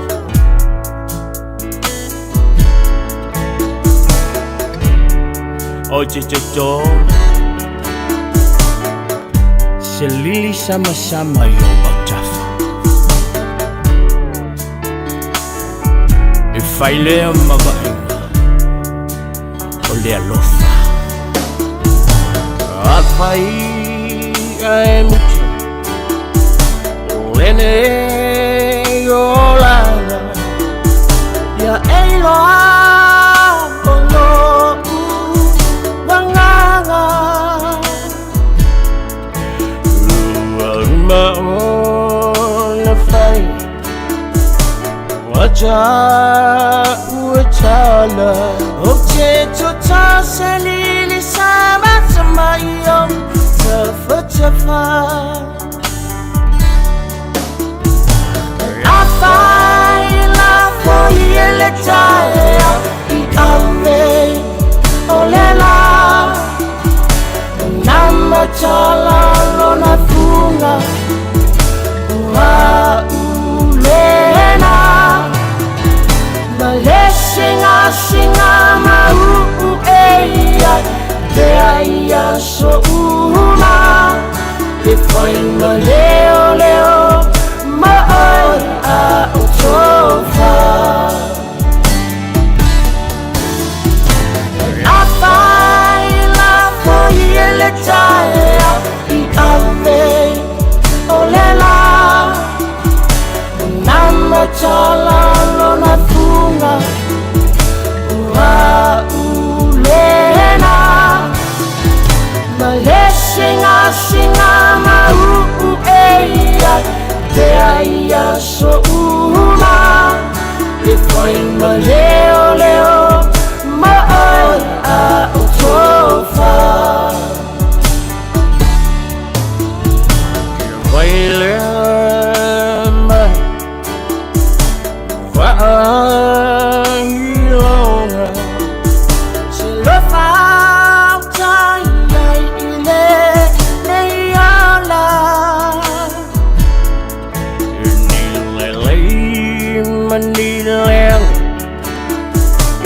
Chama fuchanga awa ele chala no ile pala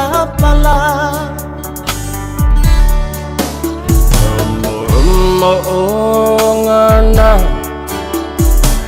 look nei changa cha wale la le soy fuanga Chava aselu cha fola umai tasilo cha alunga sa alungani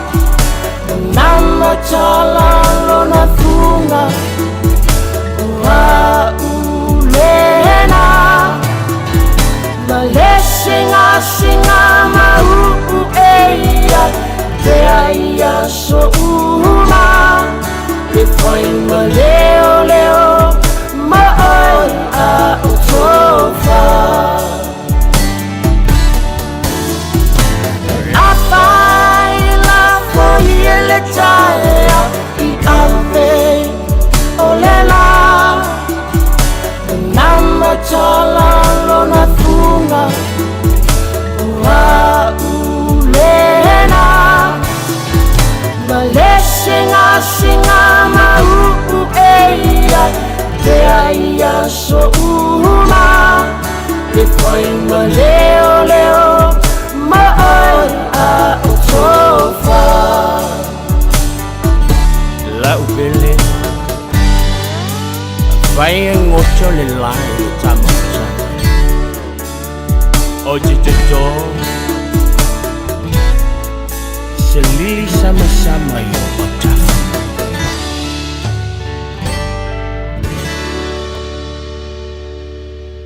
Te alofa Samoa o Mr. Cowboy Lenny. Whaafafonga ma mai mo mai pea i le Radio Samoa. Yeehaw!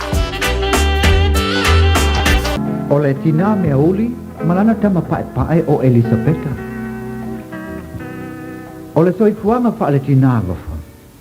Po a whita o a mawhatianga, e puno wa i pea. O se tasi le nei o tiu te o lo mata wina pei to tono le atunu. A mata mai le titi whatoa a mata o naru le a onga le tene titi po le tamai titi. E muli le tina e.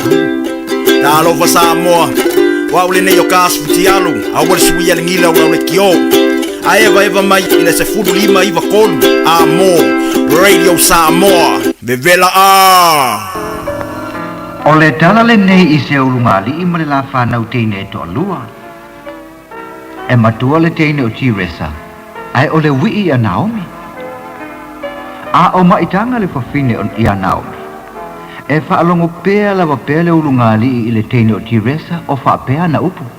Tina, ai a se mana ia e whanau mai o se teine. Se mawaiso tauso matito o lua. O te talo sia au ia maua se tama. Ai se ani tama. E wa a whanau mai nei foi o se teine. O na tutusa paula foi le maoe. Na o le ai lava momo i whafo po pole polo. Ai alua ue whaile saka. E ese ama o kouia. Ale winga ala o lua.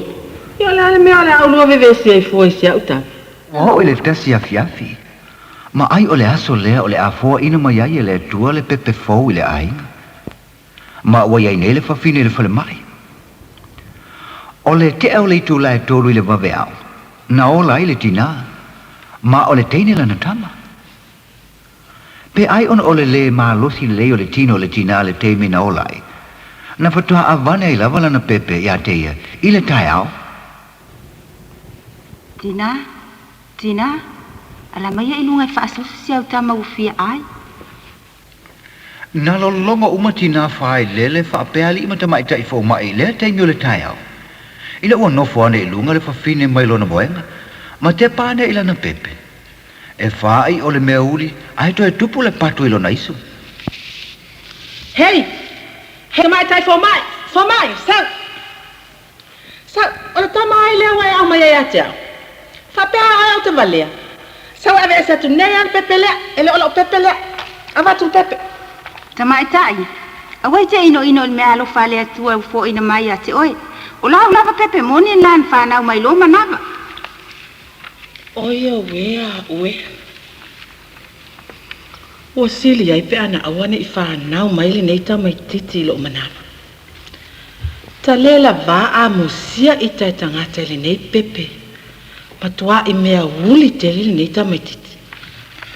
E ui lava la i le fie o le whawhine. Aina te alava i tua i lona ainga malana pepe. I le tupu ai o Naomi to tono le ainga, e matua le tutu sa lava le tausinga, ma le tausinga lo fa ele teine matua o Tiresa. E tau feo lolo mai la ia winga le fie le urungali a Naomi, nai lo le teine matua le o Tiresa. E o ile tai au e o ile aonga, e le mana o Tiresa la te sava vali fatasi ma Naomi. E o foi to tono le aonga. Wa fa asai Tiresa ia Naomi na ia awalava ni tautala na ia te iso o se teime o le aso. I le tasi la fiafi, ai fa atu alu e se atu lava le tina o le ainga e whaingalo inga po. Ai wana o le tama, ia fa pe Tiresa, ma le teine o Naomi lo lanto fale. Na sa valia ne ailo nei Tiresa, a o solo le lau o Naomi. E Naomi, e si liona e alu e su e se ainga e teno fai. Po oi loa le lei lavan le fia o mātua ia te oi. E rei loa po te tama ai, a o lea o tinga ina fua o mātua i sausi. Ti resa lo uso. So ia te whai maina tala ia te au. Ai a whai lava o lo loto le nā. Ia wale lei. Ai si saulo tātina. Ona o wha ma vaele iai. Ona o walu ese ai loa lea. E leo sau tina lava.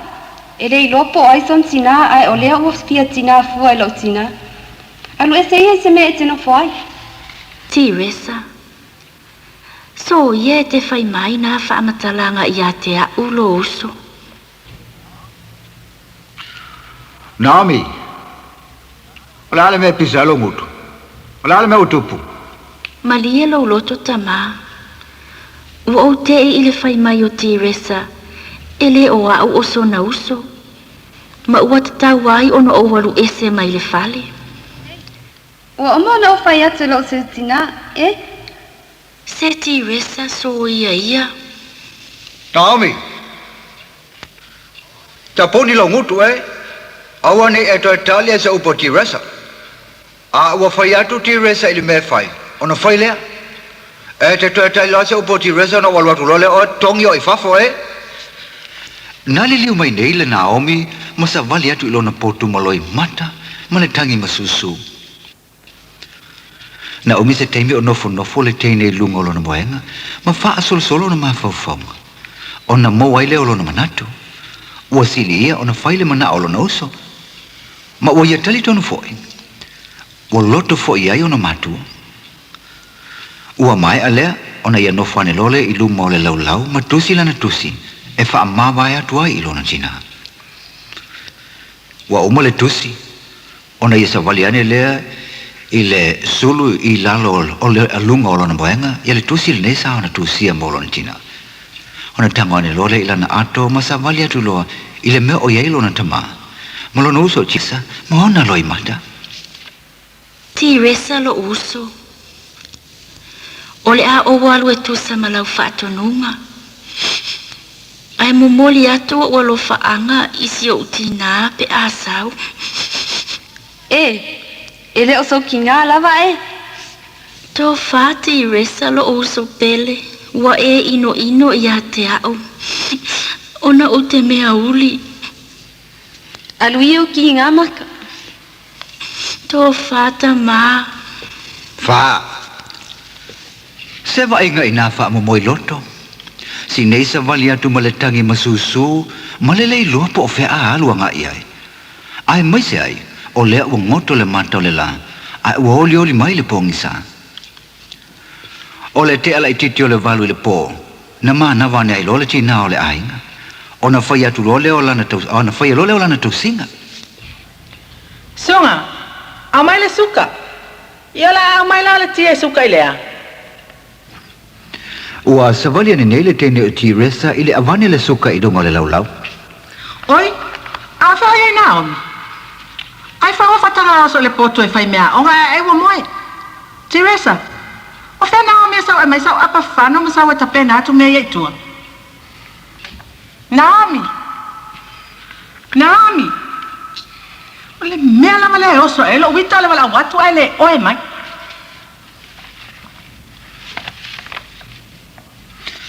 Na, tu whaafo se ia ni lunga ia le whawhine, masa wale atu lo le poto Naomi, se siaki po whea o iai. Sei va aia.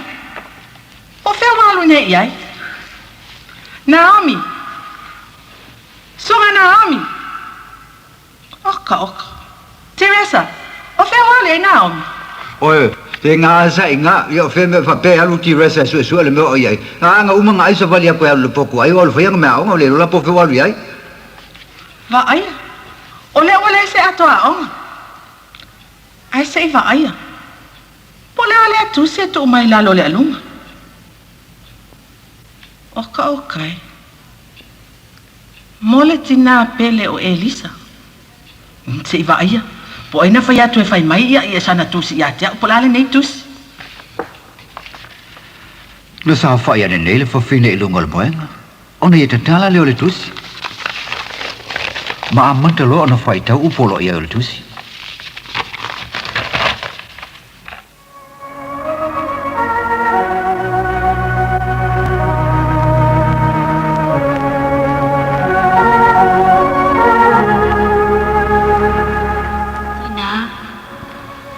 Ia malie lo loto. Sa o tau mawhai o te whaatali atu se i sau. Ona o wha maa vai le atu lea ia te oe. E tu sa ima le whaatonu ngā lo o so matua o te resa. Ina ia o walu ese mai le tātou whale. Ua o tau le mana na o ia te au. Ma o au foi e le o sau tamamoni. Tina, pe ai se ana e le fasi o tia ia te au a o pepe. Po pe nei, o te leo o mai i le nei mawhatianga ma le matui tui o le malo lu o le nei po i lalo le nei la au. Tina, e ui lava e whaapea o le whaatonu ngā tiresa. Ai, ua o tali tonu lava. Olo o lua mana o foi lea ina ia o alu ese. Tina ea. Amu ia se teine i titi e pei o au. Olo o ia ta oto ana i le nei teine i lunga o vai mawhana whana o lona tina. A o selu selu e lona tina lona laulu. Amu ia o tau mati resa. O le a o tau momoe le lei i le mawhana whana o tau moenga. Ma o tau a ai le lei. Ai o ita. A tonu lava o le a mauani nai mea ai apa i te tonu o la pisi. Ma tau te tau whaoina ma tai whauta te ai ai. Tō whātina. Le e pele lo uloto ia so uma. A whaita te le to e whailoa e tina. Ia, tā whailoa e i le langa. Tō whāloa. O nā omi mea uli. Ua o tau inu inu i ai. Ai o te alofa pea ma le wha maoni ia te o tau uma. Ai mai se ai oe lo tina e pele lo fatu ma lo uloto.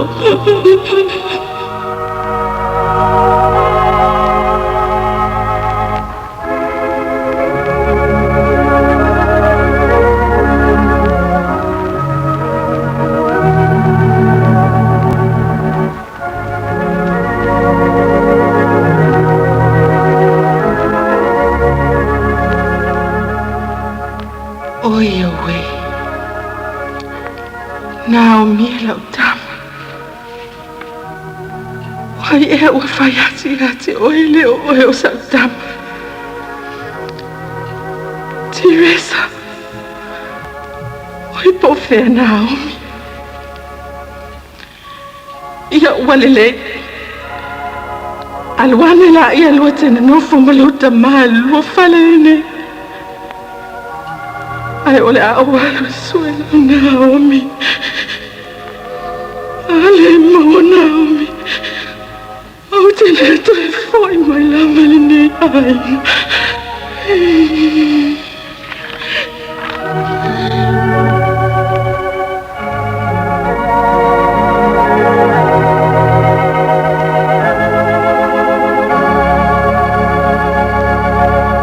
Talofa.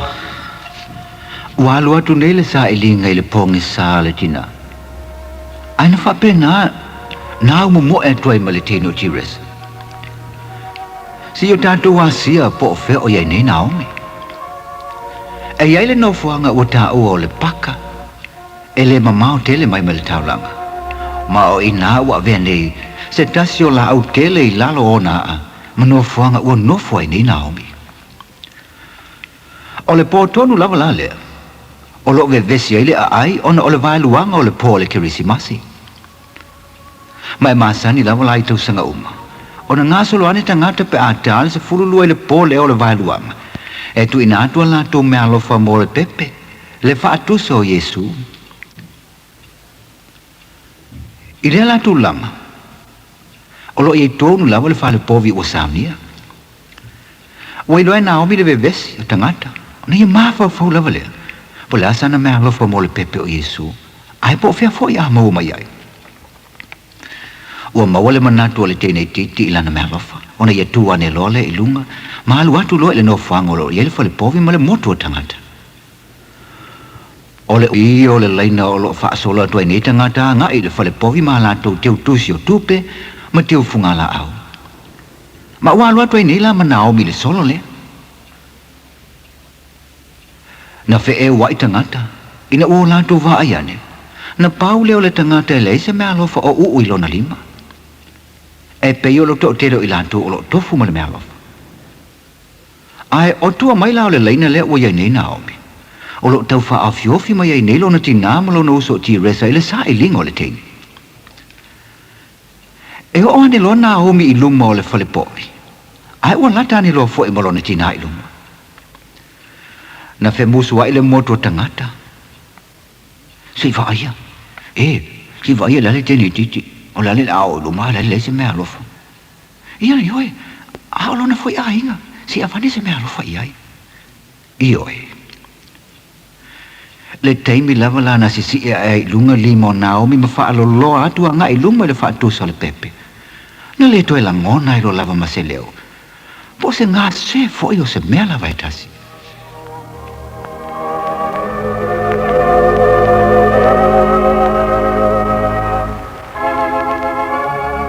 Yesu le pepe o le kirisimasi, le woa tamaiti.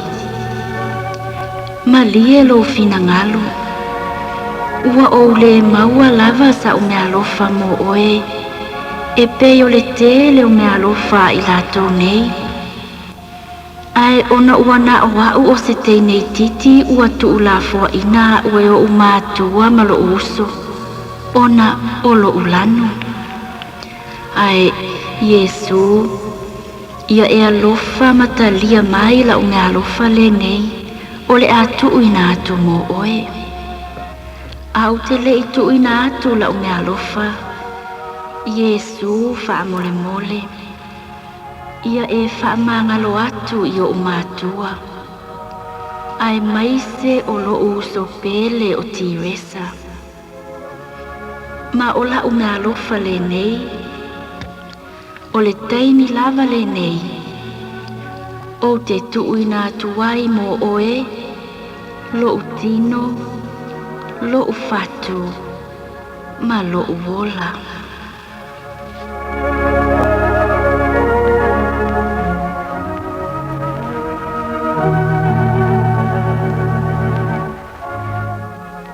Se vainga ina matau tia i lea taimi.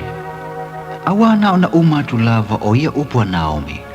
Ma palasi atua i lava i luma o le whaatusa o le pepe o le kirisimasi.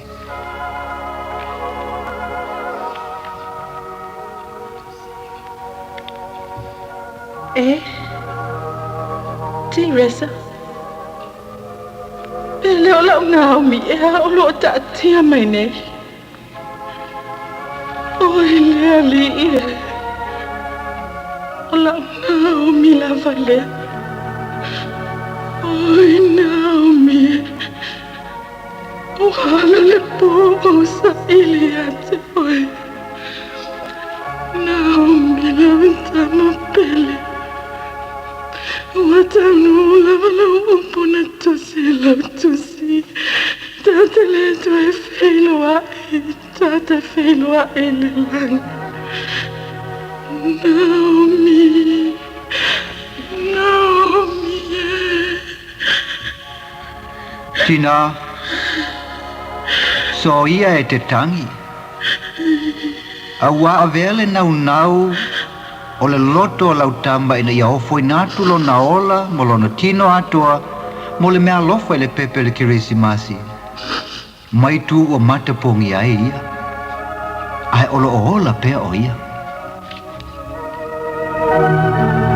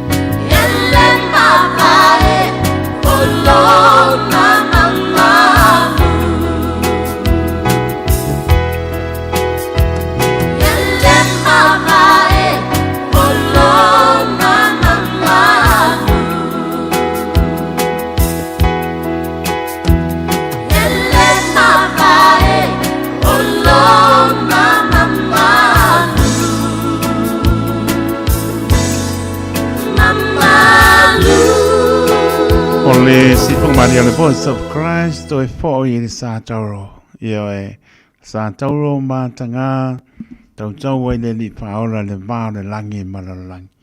Le ana to e fo i ai. E a le teine e o fo i nai la me anofa o le aise me anofa. O fo i nai lo no la atoa o se tala lama tele pe ona to e wha manatu mai ia i tātou. Nau man lama lei tātou mātua le wingo le tala ola mai lau tama aua le e aloi. O loa tā ua o fōa e le li i tau si ma le wha maoni. O le wha ma ngalo ma le wha ngalo. Taimi sa wha pena ona ave se ai o ia ona ua malo ia la o te apolo le ma.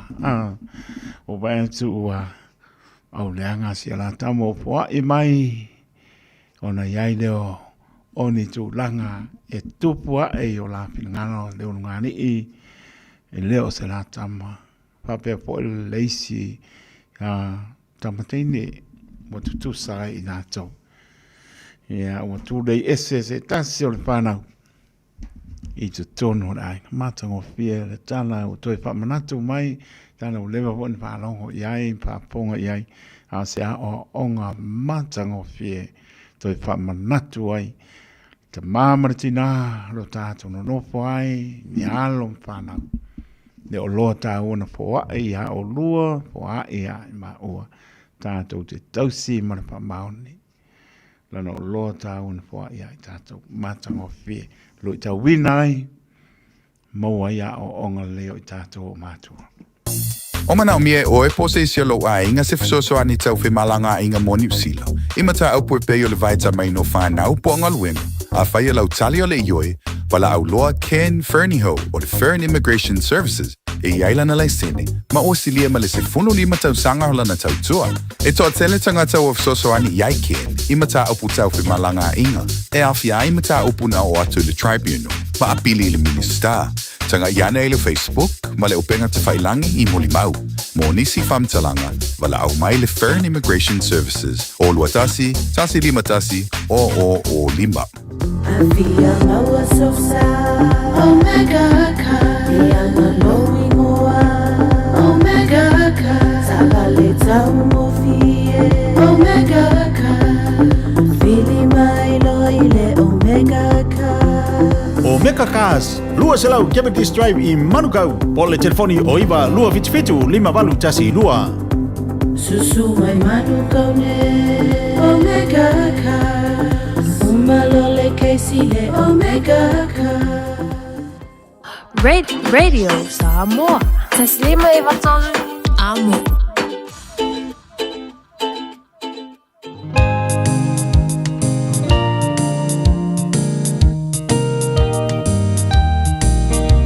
Letene, la le letene,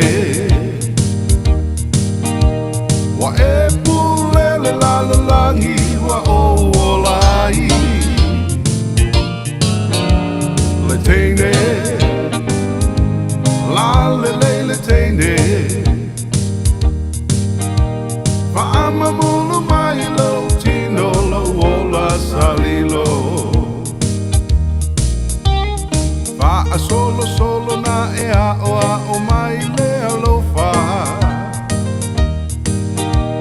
O po uma fo I e te pu e a ui lofa a moenga. Lofa a uta ua to I lalo I le tu ina nau. Wa puni tia ola ua ai mo aso o sau. Letene, la letene, wa e pule la langi wa o lai. Letene, la letene, va amamulu mai lo tino lo ola salilo.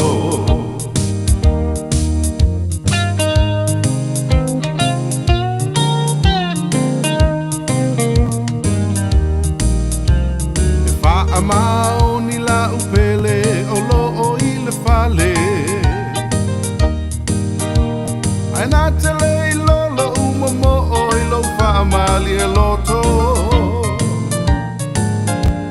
E tele fatu o le ama le pepe a lea e le olo Le malai au le tuina na walo fiai lo loto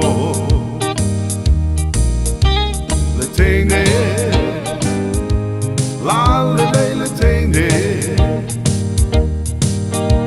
Wa e pulele la langi wa o olai Le teine La le teine Fa ama mulu mai lo tino lo ola salilo Fa ama mulu mai lo tino lo ola salilo Se whakamani au tui lawa si tō mai ono teine la le lei ai tau whase. Sorry, kau ki. Tai mitu le mai su whami rute ona tāre o le tu la iwa, tau tua le Radio Samoa, su lima iwa tōru a o manatu, o loo manuian maro le tātou tunu lau pa saunga ne fiafi, hea me se uta, pena po i tō whangar maro le atunu, tu asin sina le ato le atunu, le au pingara mea tōwhio la manai whana witi, ine ne fo i pō, ma tango fia fo i, le ma lu mai le fiafi, ona mko habe vela le iai le au, ya, maulava, ya, mo pele fio i tātou, ia ma mātāla i so seimi tātou te o atua i le tū, ma le tū, o le mātāla, o le mātāla, tatalo mātāla, e i taimi e pāru pesa se, po i taimi pe te vini mai, a pāpe o le pō mai, te bala au le doctor, ia o le nurses, pa le po, e i taimi e misi e lau whaafonga, e misi whaalongo, ia, ona e tu oai leo le, na e no foi lea o lai pape o e sa o le mene o mo mari telefoni o le mai o le ambulance i o tūlanga wa pena o leo i le o mautinoa po o pele i tu na o le ni i a silpia me o mo stasi o ta mai pasu tōru tau sanga ta si mea na o silpia ne le aturu o le tala wha mo i loto pasu tōru tau sanga Jonathan Taimua o a marliu o no o le umi o whaatali le ambulance ia la po eto mai le ambulance o mon fai mai le tala le o no taimi nei ia ai o le lo po la tua ia po sta male o Jonathan lo maliu o mon mala au ai u fa pe mai po le pisi po la po le tono o montino le tala to e fai e si uso le next door o alu ta ia o manga bili le ambulance le o a tolo no malosi o lona patu po o ti ngā palasto no pena ta o le next door saulo le la o mon fai o manga bili le ambulance saulo le malolo ai la ai pai mama ta i me pa tai po le next door e lo motino po sa mo pra tulang pa pena e pe stala le ai lunga le pa son tene de o mantua fo e va to stala mo tanto mole lo mana e lo tau vinai tātou. Ono nofo le next door. Wa baba tu lato taimi. Mara taimi le na fo ia tuai Jonathan lato pale. Wa tu sa wai tu la luas pulu minute e le i turn up le ambulance. Ia olo lato si akistam. E o atu la o lai fao ia Jonathan. A lai mo le manamba. Lai ele manamba. A ole mpentu dunga. Ai e le tau nuu le ambulance. E ka umana le ambulance e watu le i o stama le i le mota ngase. Silinga tali seul wha moe. O le wingo lau tala. Ia, e taimi e, po le taimi e, paru pesa se, po le taimi e, po le lama lei, po atulanga pa pena, o le tātou mātala i tulanga o mai pēri telefoni a papea e whaanua pesasi po le ase tulanga le lama pete mpaiona e mala au se si ia po wau po le ase taime e po le mala au e po ele o lama le po le ale tana la pe mai le ambulance o le doctor o leo koe mala au la ia po ai se si o lo kausonga mala au i pe mpainga kango e bili le ambulance makunang wape ngā tau iai o ia le ase o tōre manos i lore whaatari mai i tu la lus fulu minut o ama kwa omia ai paptai for next door ngo ko sia kiskama le ai aku o life o lai manama au le to tu se mon mensa bali mai next door mo le lo ta wina ai la tato ia manino ia manino lau whaafonga ma lau whaalongo po le ale tala lai sau le spito po le lea vanoa po le whaatani 10 minute a apa i tu la e te toi whai au omi tele koe kau i ai you need it now o oi wa tinga aina tinga patapata tau short breath tuanga pena o ina lai ke e babe ke mai ai ia fo mai ma ambulance ia ele mo tino la lai fai so enga ia mato e siaki umata mingan wale kola skamane siringa tali se o mani stama Jonathan e o tai mo to lo ke wa sele ngala ke le noa swapalona luanga sa wa ta tono na wa mo fo inisi o mano ta so no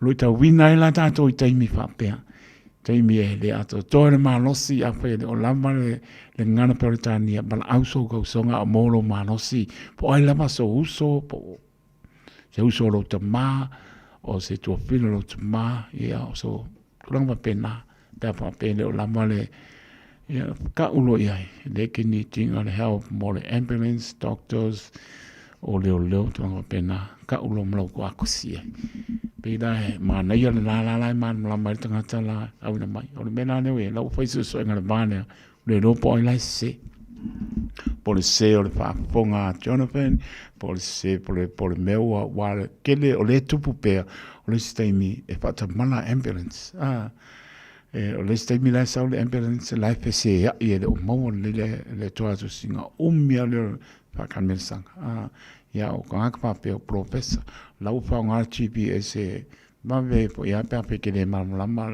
map reading fa nga GPS nga pe on si le fia ke lu sa o ko singa ya pa mai se pena nga ngore li ma tu fo ia me fo se o so o mai ono o le do po ai la tu ia no face so enga mo tanto umalamba ia tanto mata lai matalo mata pa mo li so son mai lewa to ba me tu na ta do le iba tana tanto leina mo po na ia lo anga ma lo le tsu ia tanto mano lo ai pa tu ia se ta mo pa tai la ingolo ma to mai ia sina leo son tu atina ia malo la ma to mai wolen tone ana mutale tato leina mo le poina lo anga para po se mea pe o misi so waso fo mo la no la po se me pia tana no mai ai le si tu langa fa mo le na malanga tu isi o tato o tu no e lango le ia le bisa le mo tolu e abe fa ma no ma fa tai e tamata wa ana ba le swafa ya yunga afa nai time tani foi mai la tu sao ya mai so le maro le tunu na manoa batu la fa malo ma fa tai ya nga mo tatu uma o le lambe la so tu la uma na fofonga e foi Winston's Peters yunga ya ba wasa la wa abe tonu de baitele la fa tani tanto pola se tali o le faitonga mo ia fa pena lama sa fa ia lotu sau ola a leva mai atu ia fa me fa ia si la me mane fa ponga tno fa si fingata la lama ka wa apa po la to e comments mai si fa mai kele au overstay si ai tono ni sila e to ba mai ai la to tu langa fa pena fa mai apa pea ai tala po le tolu ma si no visa le ngale o so ba le sau fa ngai esto a fo ingisi wa soli tu la fon ya nga mai mawana ko ya lole amelo le ki bo kisa mo spulu to sanga po le e no fo ba ma ai spulu to sanga o mi alona fiu e kurikuti te o tai tu langa va pena yo lai manatu e la to mali lifa e la to ai tatu tano pe o mele le uma ia le tu langa le tau a ver tatu ili le mole tolu masina ina ia faingo fie a pa pea e manuia ole matua manaia male tu ona e oso e olva lele sau ngei tu au tu vai me sila stemple ko masinga a pa pea la umala la ba ko ele umala tolu masina ina ni sila pa pea la ko e koluaso konga e oso akwa ile obscadia Ia, a toa i so waso ngā e koe mei mai. Pa pe ngā whainga o. Hei lai kio se lau pai ako. Ia, pa pe o lele lele umalau toru masina i nei i Sila. Pa pe ke le koe fie fo i lai sa momor kaimi. Ia ngonga e oso kwa ingangi Australia, a vengi o waso se lua koe fo i mai ngei. Ia ngonga e sa wako e se mele toru masina. Wale maa neia ke le o le tulanga lo. Ia le wha moe lea mo le toru masina o lo. Kampai aku ia nisi o le Pasifika, mai se lava si o tātou. Tuno, sila le li mea o mai arofa mwhamria mai ala. Ia, pau wane lawe leo ia, le upa perutania po abuse e tātou le system. Pe apa pe maua.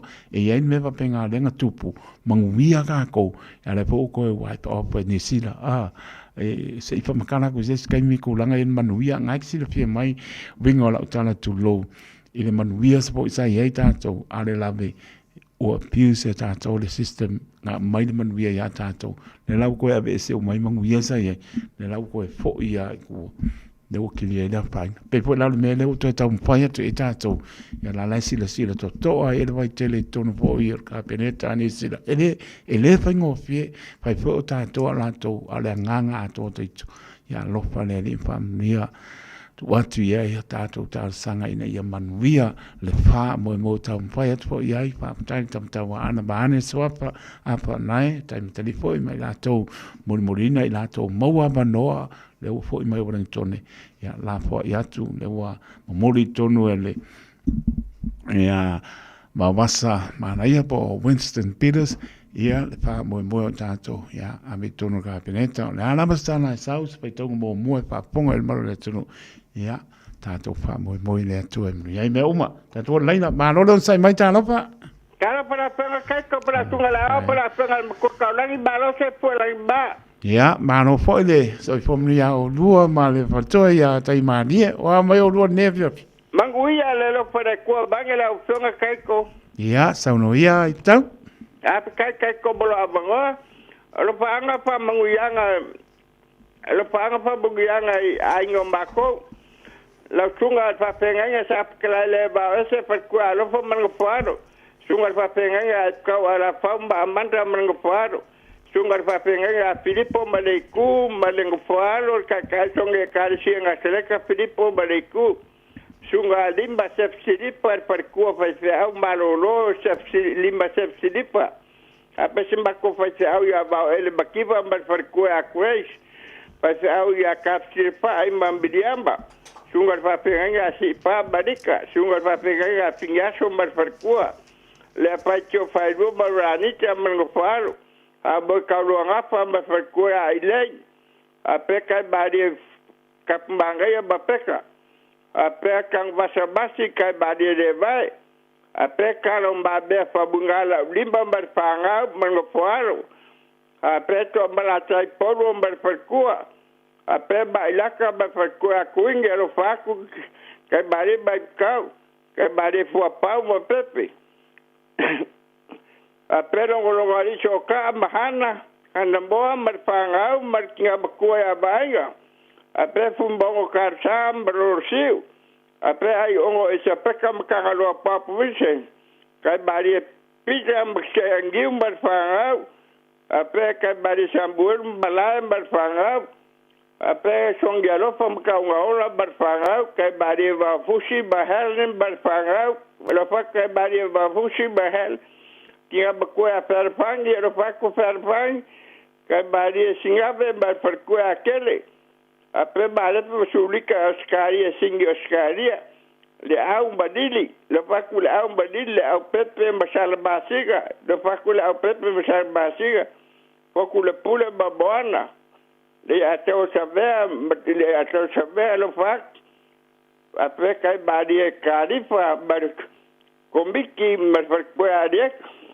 kai badi kai apre angela bar panga apre le fumbaki ba seka bar panga apre sei ba pija la apre te bila on badili apre pa awa kabapa awa mar fakua re kusel bakakaresia apre ngai kapa awa kinga ngai kapa awa lo fakai bari bai ka Ga peso se mka kule fanga so se le pasa mai.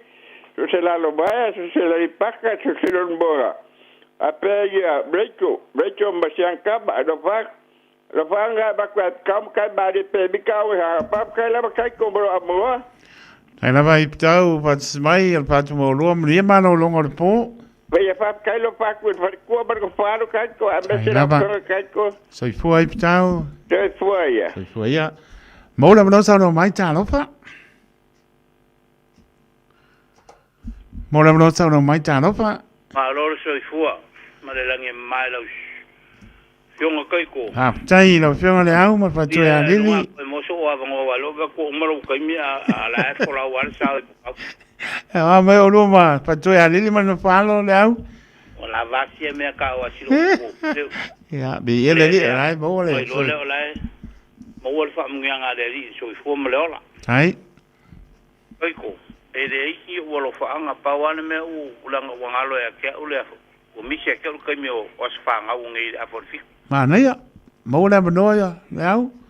O le soa. A ko e fasul lima o sia o. Sane in loa le ngoi a niu o kamol pe ka ole a yo o le engelangi siri. Ki u fa pe la palangi ngai ngale fa ngo ko longa sfa nga o ngale fa ngolongo ma. Ya fa muia de ko ya niu ko so longa sfa nga u fasul lima yon ka usanga.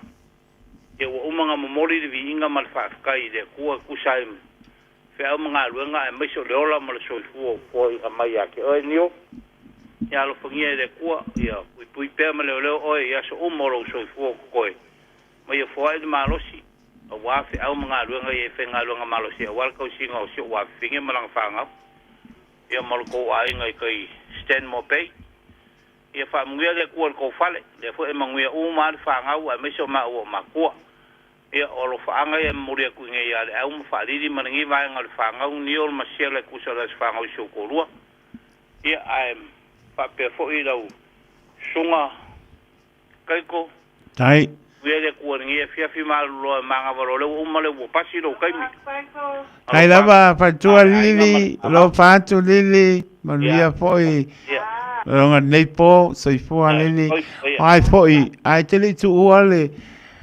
lo le no fa mole e anga to no manu or pesili le au o ia so grandson mai inale i so a filna ya nio o ise kama o ise la pa na tama grandson o le ri e makua ngo ala fa ngo ya chosaia o la kapila le di yo e ka la kapi ke le ka o longo vinga ka ano e mangi ngala ka ano le au nge langi lo sanga ka nyo ruma o mango fa ia i Fes me que fica lo pe maku. Ia.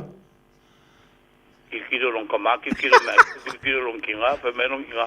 Kari o ia papala. You have to play first to Samoa before you go over there.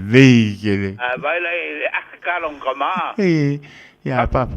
Kai ngau bo le bongo e mani no ala pe manu ia foi longa lum na ia ele ko silingier ka lo engelangi pe sai man pa mo ai pa nai manu io lua le au mari lo ptegat yo wa o ia ma ngal ko lua fa ngau si ko finga o le di ma ko finga ka lo fa ko finga was fulu lo las fulu ngo le di ela kala lai kai Shakespeare pe ngai ina wa nga Okay, me ho stand mo pe. Ia, inga me ngai le ami.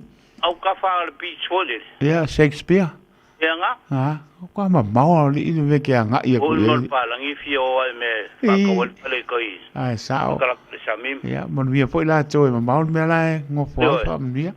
Ai wole lei pa tai ma ta mai ya o lo ma to ya li lo pa te atu. Mon via ma lo longo le po, le au ma li. Kai ke de kai ko, mon via le po. Sai fua, sai fua ni. Ia, ma lo la ma sai mai ta lo fa. Ta lo fa la va la o fio ma tai to. Ma lo sai fua. Ia ma lo fo i lo tau tu atu lu. Manuia la vai le lo fa ma le anga le. Ia le li, mo ta ma no. Ia o alo faanga whamanianga e watu le sunga whawhianga inga ia ta sila whai mamiriama. Ia o sio uso ia waikawa i o tara. Ia o le whireti ma le whanau papakula. Ia o le ota ma le whanau i mangele ia o alofaanga ngā e watu nei ia tongi pau ia whaamanuia lava le atua ia te outou whaamanuia foi teito i le teime o lou toi tiu te nei po alofa atu Whaftai tele lava, manuia po mana o longa le nei po. whaftai Ia, soifua ia. ia Soifua. Mora mlo sa mai tala pa. Ya moria tala pa nga tai so pa i maurungo le tatu. Ia, ole na.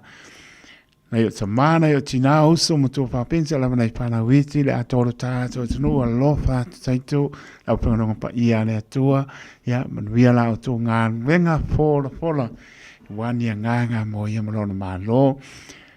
Moria tolo pa anga iso se mota nga se moto malawa mana tua pe o to le ato to malo si ya le se me pole ai le se me pinga tai le li o lo fa tu tua te mano lo ai la fa i le li o lan fa mano longa pa ya tu pa ya ne pa ifo ya morto malo si tato te nga mo ia malon pil ngalo lo fa te la so se mota nga se moto malawa au kilan mano tu so o yo to no mau ya lo fa te la tu o la mana fa la witi nispo ainga pe ngai fa no noanga ni se pele ma tanga mo tsen malanga mariu a mai se le nganga le li lo fa te la tu ya mas fo malanga mai le tu o ke rope tato ma putai ya so nei ya lo fa te la tu o to fa tai i le sunga ya ka leni tangwai ya ma no lava ya o le fai mai po le ngu me la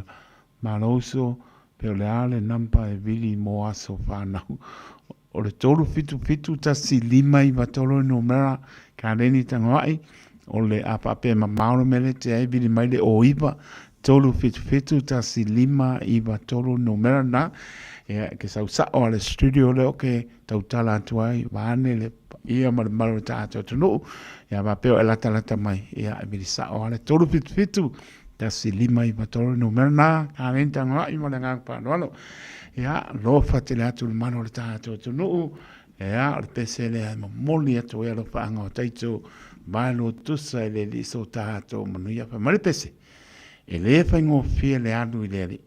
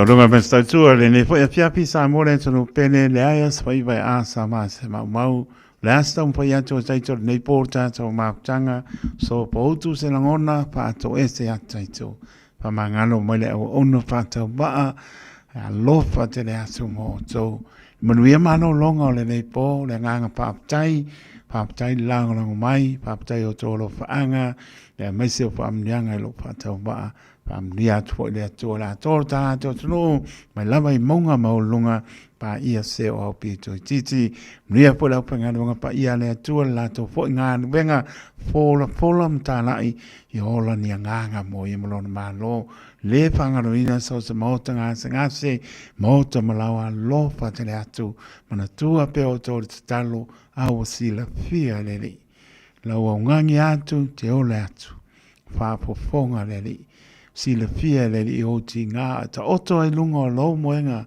vava ia e mata pa le nganga i le alofa o le li lana pa mano longa au lofa atu atua e te mano loai lofa te le atu le mano ta atu tino nia mano longa o le nei po o tia i tato iona au lofa mona au fa mano lo mnui ai mano longa o le nei po mo le so tai au fo il vi inga ia te ia. Taito taloto le au ona soifua ma ia manuia.